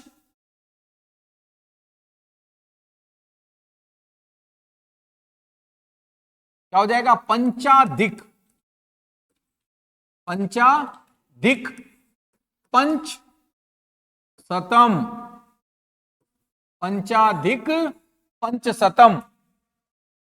5 अधिक किसमें? पंचशतम। शतम यानी 100। कितने 100 है? 500 है। तो 500 में 5 अधिक। गिनती जो है वो संस्कृत में उल्टी पड़ी जाती है, उसको इसके अनुसार पढ़ना है। तो 500 में 5 अधिक 1000,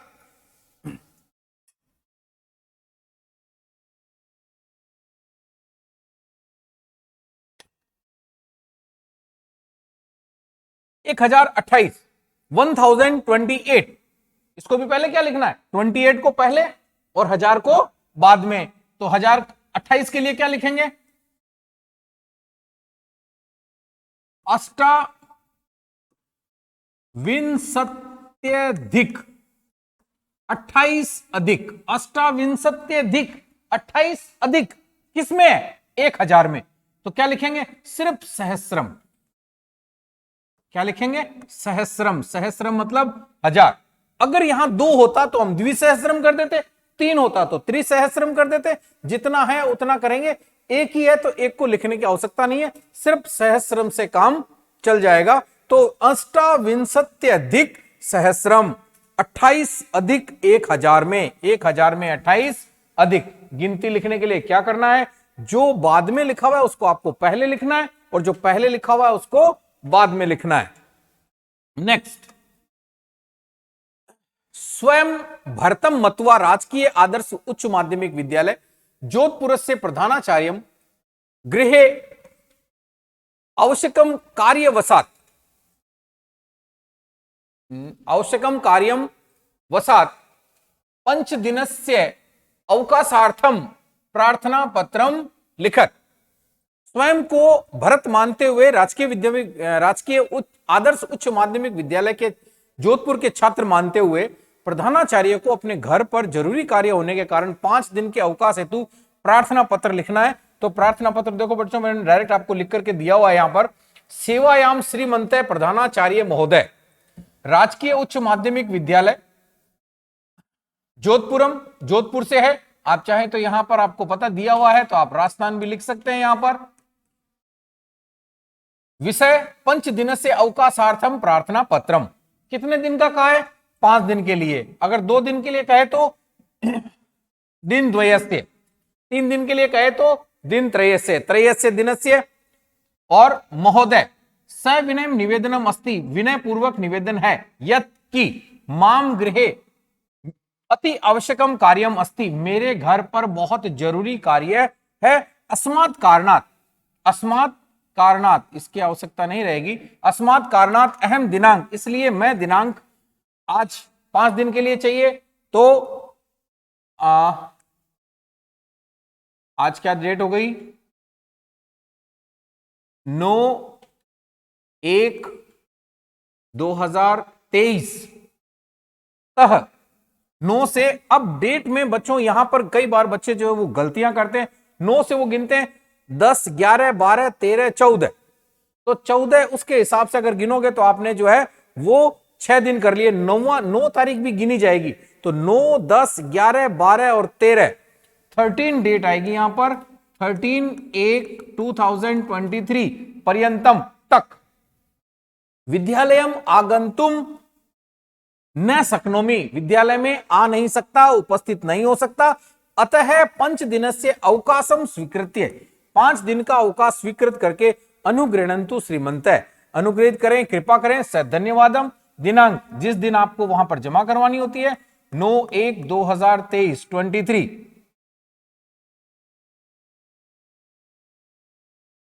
फिर भवद आज्ञाकारी शिष्य भरत 10वीं कक्षा। जो भी आपको लिखा हुआ है, आपका नाम जो वहां लिखा हुआ था वो का वो नाम लिखना है। पहले भी मैंने आपको बताया था, अगर यहां नाम नहीं लिखा हुआ है तो आप अपना रोल नंबर जो है वो बोर्ड में जो भी आया हुआ है वो लिखेंगे यहां पर। अगर नाम नहीं देता है तो बच्चों आपको अपना नाम नहीं लिखना होता है यहां पर। जो वहां पर परीक्षा में दिया हुआ है वो नाम लिखेंगे, अदरवाइज नहीं लिखेंगे। नेक्स्ट, भवान रेखा। अब आप कोई भी हैं, बालक हैं, बालिका हैं, कुछ भी हो सकता है। आगे वाला जो मानने के लिए कहेगा वही हमें मानना पड़ेगा। ये कह रहा है कि आप रेखा हैं और स्व अनुजम, अपने छोटे भाई, अनुज मतलब छोटा भाई, नाम भी दिया हुआ गणेशम प्रति, गणेश के प्रति अधोलिखित पत्र मंजूषा पद सहायतया पूरित्वा पुनः लिखत। मंजूषा की सहायता से आपको फिर से इस पत्र को क्या करना है? वापस भरना है। अब यहां पर पत्र जो है वो नीचे लिखा हुआ है और अध्ययने, मंजूषा के अंदर कुछ शब्द दिए हुए हैं, आपको ढंग से पहले वो शब्द पढ़ने। अध्ययने पढ़ने में चिंता, तव अग्रजा तुम्हारी बड़ी बहन, पत्रोत्रम निरोगताम, प्रश्नांच धनादेश और चिरात लंबे समय से। अजमेरात बच्चों ये डेट वैसी लिखी हुई है कि जिस दिन आपको पत्र लिखना होता है ये डेट उस दिन की लगानी होती है। तो आप 9/1/2023 लगा सकते हैं यहां पर। फिर प्रिय अनुज गणेश, सुभाषिस, ये सब आपके लिखा हुआ मिलेगा। आपको कोई एक करना है, चाहे पत्र लिखें या प्रार्थना पत्र लिखें, और में आता है। अत्र कुशलम तत्रास्तु, अत्र कुशलम तत्रास्तु का मतलब मैं यहां कुशल पूर्वक हूं और तुम भी वहां कुशल पूर्वक होंगे। चिरात लंबे समय से, चिरात पत्रम तव नेव आगतम, लंबे समय से तुम्हारा कोई पत्र नहीं आया है। तवा अध्ययनम सम्यक एव चलती थी, तुम्हारा जो अध्ययन है वो कैसा चल रहा है? ठीक चल रहा है। सम्यक मतलब ठीक। मया प्रेषितो, मुझे भेजना, मया प्रेषितो, मेरे द्वारा भेजा गया। धनादेश कौन सा हो जाएगा? धनादेश, मैंने जो तुम्हें धन भेजा था, पैसे भेजे थे। लब्धो नैवा, प्राप्त हुए या नहीं, लब्धो नैवा, मिले या नहीं, प्राप्त हुए या नहीं। अत्रतया सर्व जनानाम स्वास्थ्य, यहां पर सभी लोगों का स्वास्थ्य कैसा है, यहां पर जो सभी लोग हैं उन लोगों का जो स्वास्थ्य है वो कैसा है।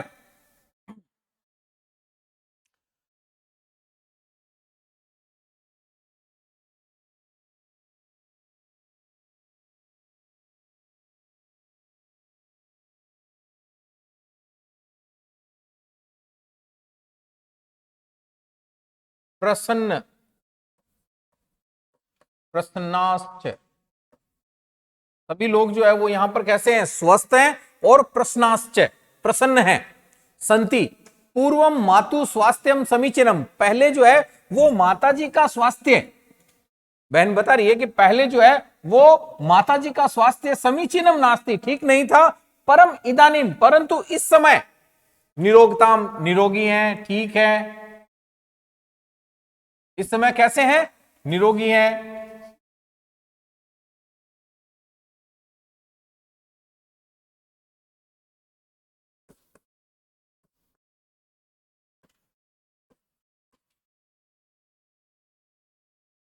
पहले माता जी का स्वास्थ्य ठीक नहीं था, लेकिन अभी परम इदानीम, इस समय निरोगताम, निरोगी है, अनुभवती, अनुभव कर रही हैं, अतः इसलिए मातु विषय चिंता न कर्तव्या, माता के विषय में जो है वो कोई चिंता नहीं करनी है।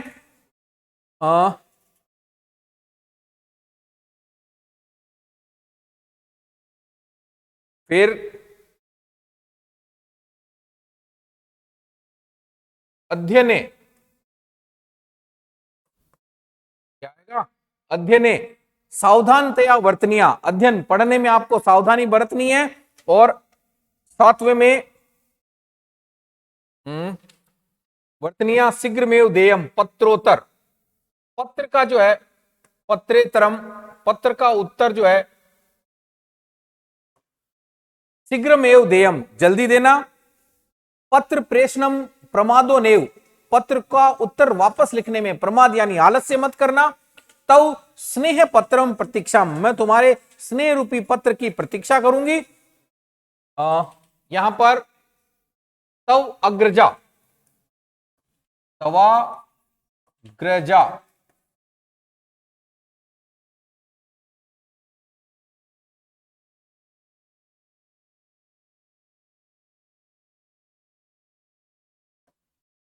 तवा अग्रजा,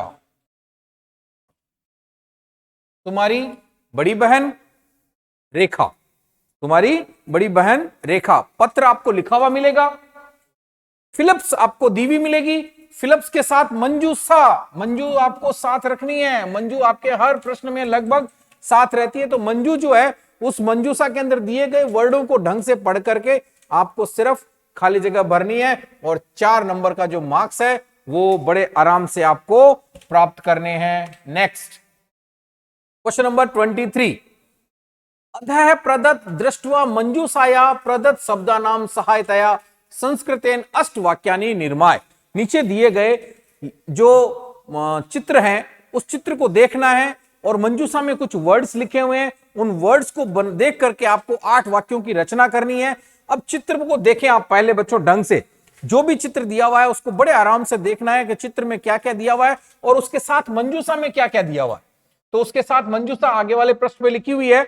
चित्र में आपको दिखाई दे रहा है कि बालक खेल रहे हैं, बहुत सारे पेड़ पौधे हैं, कुछ लोग हैं जो भ्रमण कर रहे हैं, कुछ तितलियां हैं जो उड़ रही हैं, फूल खिले हुए हैं, बालिका जो है वो कुछ गीत गा रही हैं, कुछ कोयल है, देखो पक्षी जो है वे भी गुनगुना रहे हैं, गा रहे हैं, कुछ पके हुए फल हैं, कुछ पके हुए फल हैं। तो इस प्रकार से आपको यहां पर बहुत सारी जो चीजें दिखाई दे रही है वही चीजें आपको यहां पर मंजूषा में दी हुई मिलेगी। मंजूषा में क्या लिखा हुआ है, वृक्षाहा बहुत सारे पेड़ हैं, अधः नीचे है, दोलासु कोई झूला हो सकता है, जनाहा यानी लोग हैं, क्रीडता है खेल रहे हैं, गीतानी गीत गा रहे हैं, तितलिका यानी बहुत सारी तितलियां हैं, बालव यानी 2 बालक है, भ्रमंती यानी घूम रहे हैं, पिके यानी कोयल है, कंदुकेन गेंद से, आम्र वृक्षाहा आम के पेड़ हैं, गगनम आकाश है, और पकवानी यानी पके हुए फल हैं। तो यहां पर मैंने आपको 8 वाक्य सीधे ही लिख दिए हैं। तो सबसे पहले आपको इसमें क्या देना होता है, यह चित्र किसका है, इस चित्र में क्या दिखाया गया है, उस चित्र के बारे में आपको लिखना है। तो सबसे पहले एतत् उद्यानम चित्रम अस्ति, किसका चित्र है? ये उद्यान का चित्र है, बगीचे का चित्र है। चित्रे वृक्षाः सन्ति, चित्र में बहुत सारे पेड़ हैं। अत्र बालव, देखो वृक्षाः शब्द आ गया, यहां पर आ गया वृक्षाः, फिर बालव, बालव क्रीडत है, बालव के अंदर क्या आया हुआ? दो बालक खेल रहे हैं, बालव का मतलब दो बालक, क्रीडत यानी खेल रहे हैं। अत्र जनाः भ्रमन्ति, तो जनाः शब्द आ गया, लोग घूम रहे हैं। अत्र पीकः गीतानि गायति, तो पीकः शब्द भी आ गया है, यानी कोयल है, गीत गा रही है। अत्र पक्वानि फलानि दृश्यते, पक्वानि शब्द आ गया, पके हुए फल दिखाई दे रहे हैं। अत्र आम्र वृक्षाः सन्ति, यहां पर आम के पेड़ हैं। अत्र बहवः तितलिकाः सन्ति, यहां पर बहुत सारी तितलियां हैं, तितलिका शब्द भी आया था, ये रहा। तो बच्चों यहां जो वर्ड्स दिए हुए हैं उन वर्ड्स को देखकर आपको क्या करना है? वाक्यों का निर्माण करना है। आप इसके अलावा भी कोई वर्ड्स लिख सकते हैं, जैसे कंदुकेन आया हुआ है, गगनम आया हुआ है, गीतानी आया हुआ है, क्रीडता है शब्द भी आया। क्रीडता देखो इसके साथ में वापस अपने दो जगह पे ले लिया है। अधः मतलब नीचे हो सकता है, पेड़ के नीचे हो सकता है, या कहीं पर भी है, तो उसके लिए भी आप शब्द का इस्तेमाल करके वाक्य बना सकते हैं। नेक्स्ट, मंजूषात् उपयुक्त पदानि गृहीत्वा पुत्रस्य अध्ययन विषय पिता पुत्र्यो संवाद पूरयेत्, पिता और पुत्र का जो संवाद है वो यहां पर दिया हुआ है।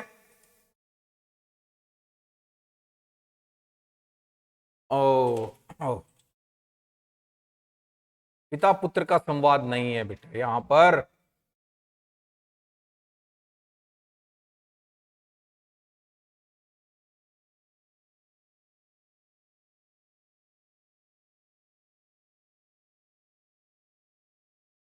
यहां पर ये नहीं आएगा। मित्रियो संवाद है, यहां पर दो मित्र हैं जो आपस में बातचीत कर रहे हैं, थोड़ा मिसप्रिंट हुआ ये। तो मित्र का जो संवाद है वो इसको आपको पूरा करके लिखना है।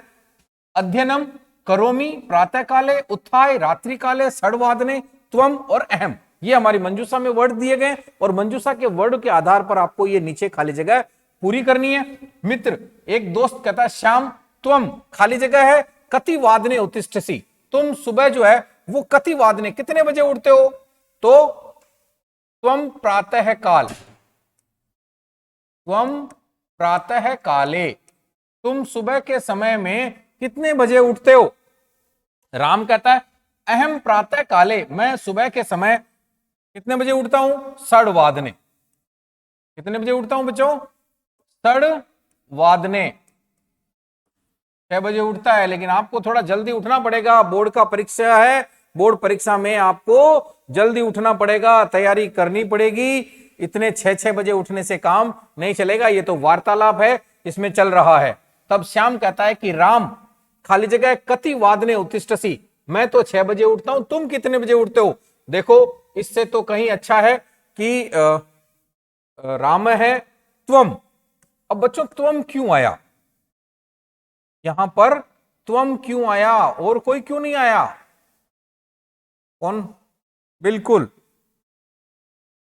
जो मैं सोच रहा हूं वही सोच रहे हो, बिल्कुल। यहां पर उत्तिष्ठसि, उत्तिष्ठसि क्या है? मध्यम पुरुष, मध्यम पुरुष एक वचन, मध्यम पुरुष एक वचन। तो मध्यम पुरुष एक वचन कौन होता है? त्वम।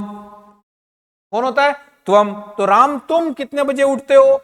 तो वो खाली जगह वापस तू सार्धम पंचवादने, 5:30 बजे, उससे तो आधा घंटा पहले जग रहा है। उत्तिष्ठामि, उत्तिष्ठामि कौन है? उत्तम पुरुष और एक वचन, उत्तम पुरुष एक वचन लिख रहा है। उत्तम पुरुष एक वचन कौन होता है? अहम। तो अहम तू, मैं तो 5:30 बजे उठता हूं। राम त्वम प्रातः सार्ध पंचवादने उत्थाय, उठ करके, तुम सुबह 5:30 बजे उठ करके क्या करते हो? उत्थाय किम किम करोसी, क्या क्या करते हो? अहम प्रातः सर्वप्रथम नित्य कर्मम तद अनंतरम, प्रातः नित्य कर्म जो अपना डेली रूटीन है, वो डेली रूटीन उठने के बाद में नहाना धोना है, नाश्ता करना है, उसके बाद में तद अनंतरम च क्या करता हूं? अध्ययनम करोमि, अध्ययन करता हूं। देखो पढ़ने के बाद में, सुबह सुबह उठने के बाद में भी अध्ययन करना जरूरी है। अध्ययनम करोमि। राम त्वम, खाली जगह है, शयनम कदा करोसि, तो रात्रि काले, रात के समय में तुम सोते कब हो? रात्रि काले, रात्रि काले शयनम कदा करोसि, रात को कब सोते हो? अहम रात्रि काले सार्ध 10 वादने, 10:30 शयनम करोमि। अब यहां पर देखो करोमि क्यों आया, क्योंकि यहां पर क्या आया हुआ है? अहम उत्तम पुरुष एक वचन, तो उत्तम पुरुष एक वचन के अनुसार क्रिया भी उत्तम पुरुष एक वचन। ये आपका क्या था? वार्तालाप, संवाद जो है वो दिया हुआ रहेगा। या तो आप और में है बच्चों, देखो ये या तो चित्र वाले को करो या इस और वाले को करो। फिर नेक्स्ट क्वेश्चन देखें अपन। अधोलिखितेषु वाक्येषु केषांचन चतुर्णाम वाक्यानाम संस्कृत भाषायाम अनुवादम करोतु। केषांचन, किन्हीं 4 वाक्यों का करना है। कितने दिए हुए? 6 दिए हुए। कोई 4 वाक्य जो आपको अच्छे लगे उनमें से हिंदी के संस्कृत बना सकते हैं। छात्र को पढ़ना चाहिए, तो छात्र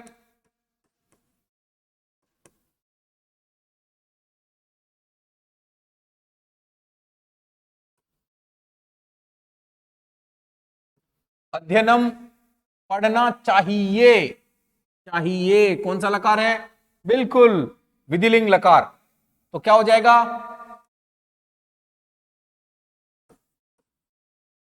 पठेत, छात्र को अध्ययन करना चाहिए।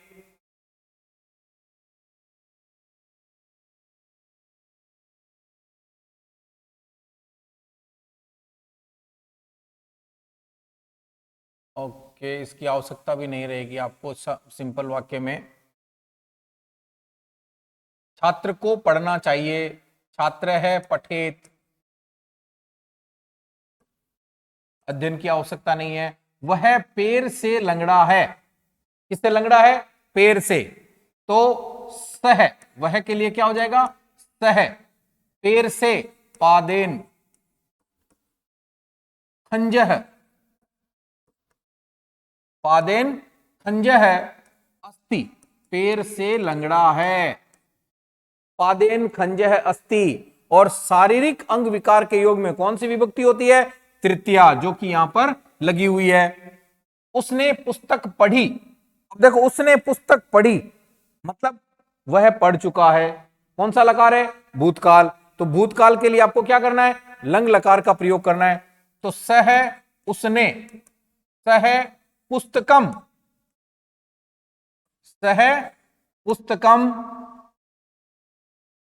अपठत, उसने पुस्तक पढ़ी, उसने पुस्तक पढ़ी। राम मोहन के साथ जाता है। देखो साथ के योग में कौन सी विभक्ति होती है? तृतीया। और राम मोहन के साथ में जा रहा है तो राम है मोहनेन, मोहनेन मोहन के सह गच्छति, राम मोहन के साथ जाता है तो राम है मोहनेन सह गच्छति। तीनों पुस्तकें मेरी है। तो तीनों पुस्तकें, पुस्तक कैसी है? नपुंसकलिंग। तो तीनों के लिए शब्द जो अपन इस्तेमाल करेंगे वो भी क्या आएगा? नपुंसकलिंग। तो क्या हो जाएगा? त्रीणी पुस्तकानी, तीनों पुस्तकें, त्रीणी पुस्तकानी मेरी है। मया संति, तीनों पुस्तकें माम संति मेरी हैं। बालक को खेलना अच्छा लगता है। अच्छा लगता है, अच्छे लगने के योग में चतुर्थी। तो बालक को अच्छा लग रहा है। किसको अच्छा लग रहा है? बालक को। तो बालकाय क्या हो जाएगा? बालकाय। खेलना अच्छा लगता है, क्रीडनम क्या हो जाएगा? क्रीडनम रोचते, बालकाय क्रीडनम रोचते। बालक को खेलना अच्छा लगता है। और बालक को लड्डू अच्छे लगते हैं तो बालकाय मोदकम रोचते। चतुर्थी विभक्ति है, महत्वपूर्ण में आती है। देखो फिर 25वां क्वेश्चन। क्रम रहितानि षड वाक्यानाम क्रम पूर्वकम संयोजनम कुरुवत। यहां पर अपठित आएगा और ये बच्चों कहीं से भी आ सकता है, बड़े आराम से ढंग से पढ़ना है। ये ज्यादातर आपके बच्चों के लिए समस्या रहती है कि ये कहां से पढ़ें। बच्चों इसके लिए आपको मोस्टली क्लास 6, 7, 8 और 9 इन कक्षा के जो संस्कृत की बुक है, उस संस्कृत की बुक के पीछे, संस्कृत की बुक के पीछे दिया हुआ है, या फिर इस पाठ इन पुस्तक के अंदर जो संस्कृत के अंदर कहानी के रूप में जो भी आया हुआ है, जो भी पाठ कहानी के रूप में आया हुआ है, उनमें से भी वो क्रम को बना करके पूछ सकता है जो आपने पहले पढ़ा है। अब आप लोगों ने वो बुक्स पहले पढ़ी, अब आप लोगों के पास में है नहीं, तो कहीं से भी वो एक बार उनकी जो कहानियां हैं उनको आप एक बार जरूर पढ़ लें मेरे कहने पर, ताकि आपको ये प्रश्न जो है वो कंफ्यूजन ना करे कि इस प्रश्न को हमें करना कैसा है, इसका क्रम कौन सा होगा। क्योंकि बच्चों 3 नंबर का प्रश्न है और इस 3 नंबर में आपको करना कुछ भी नहीं है, याद रखने वाली चीज कुछ भी नहीं है इसके अंदर। बिल्कुल सीधे आपको ये पाठ थोड़े से अगर पढ़े हुए होते हैं तो ये 3 नंबर जो है वो आपको बिल्कुल साधारण तरीके से मिल सकते हैं।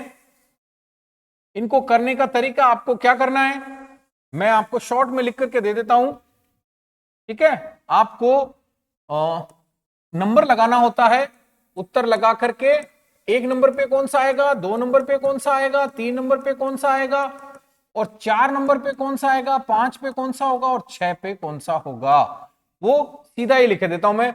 देखो, गुहाया स्वामी दधिपुच्छ नाम श्रृगालय समागच्छत।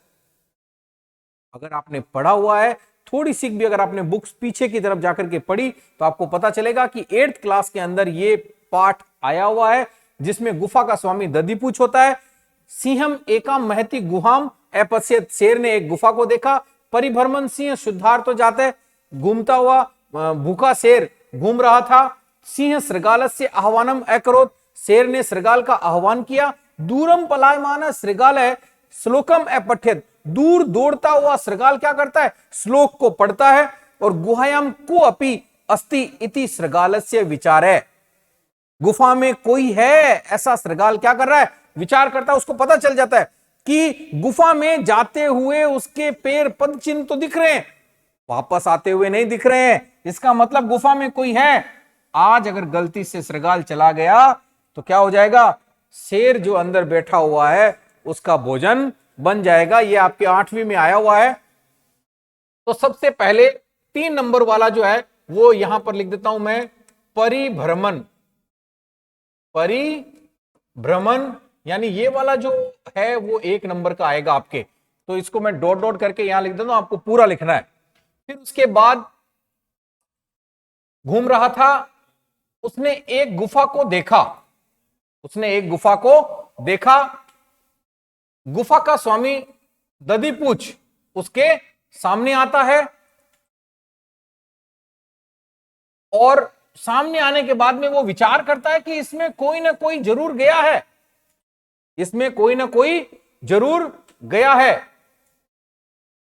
फिर वह उसका आह्वान करता है, कौन, श्रृगाल जो है वो कहता है कि मैं तू बुलाएगी नहीं तब तक मैं आऊंगा नहीं। तो फिर वो उसका आह्वान करता है और दूर उसको पता चल जाता है कि इसमें कोई ना कोई है, तो दूर दौड़ते हुए जो है वो श्लोक पढ़ता है कि मैंने आज तक गुफा को कभी बोलते हुए सुना नहीं है। नेक्स्ट, इसी के साथ अथवा में और एक प्रश्न आता है आपके, जिसमें आपको क्या करना है, कुछ वर्ड्स दिए हुए होंगे, उन वर्ड्स में से किन्हीं 3 शब्दों को आधार बना करके वाक्यों का निर्माण करना है। तो पहले देखें आप, त्वम।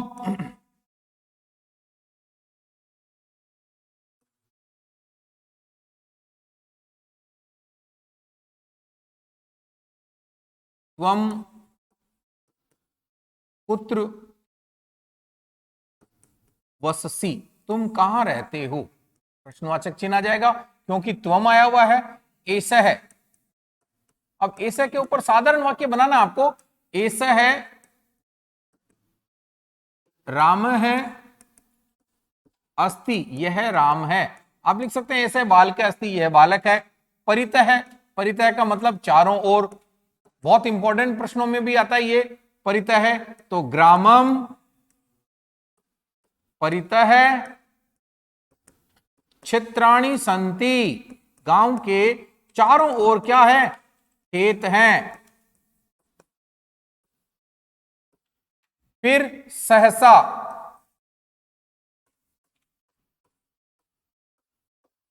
सहसा किम अपि न कुर्यात, अचानक कुछ नहीं करना चाहिए, हर कार्य आपको सोच समझ करके करना चाहिए। बच्चों, ये थे हमारे 25 प्रश्न जिनको आपने बड़ी ही ध्यानपूर्वक जिनको पढ़ा, सुना और देखा। हमारे साथ बने रहने के लिए बहुत बहुत धन्यवाद। नेक्स्ट आपके लिए हम लेकर के आएंगे इससे भी अच्छा, जो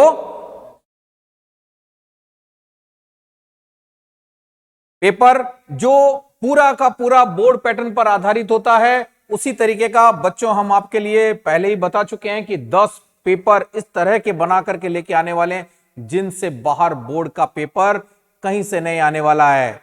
पढ़ लो कहीं से, पर पेपर तो यहीं से आएगा, चाहे किसी भी सब्जेक्ट का हो।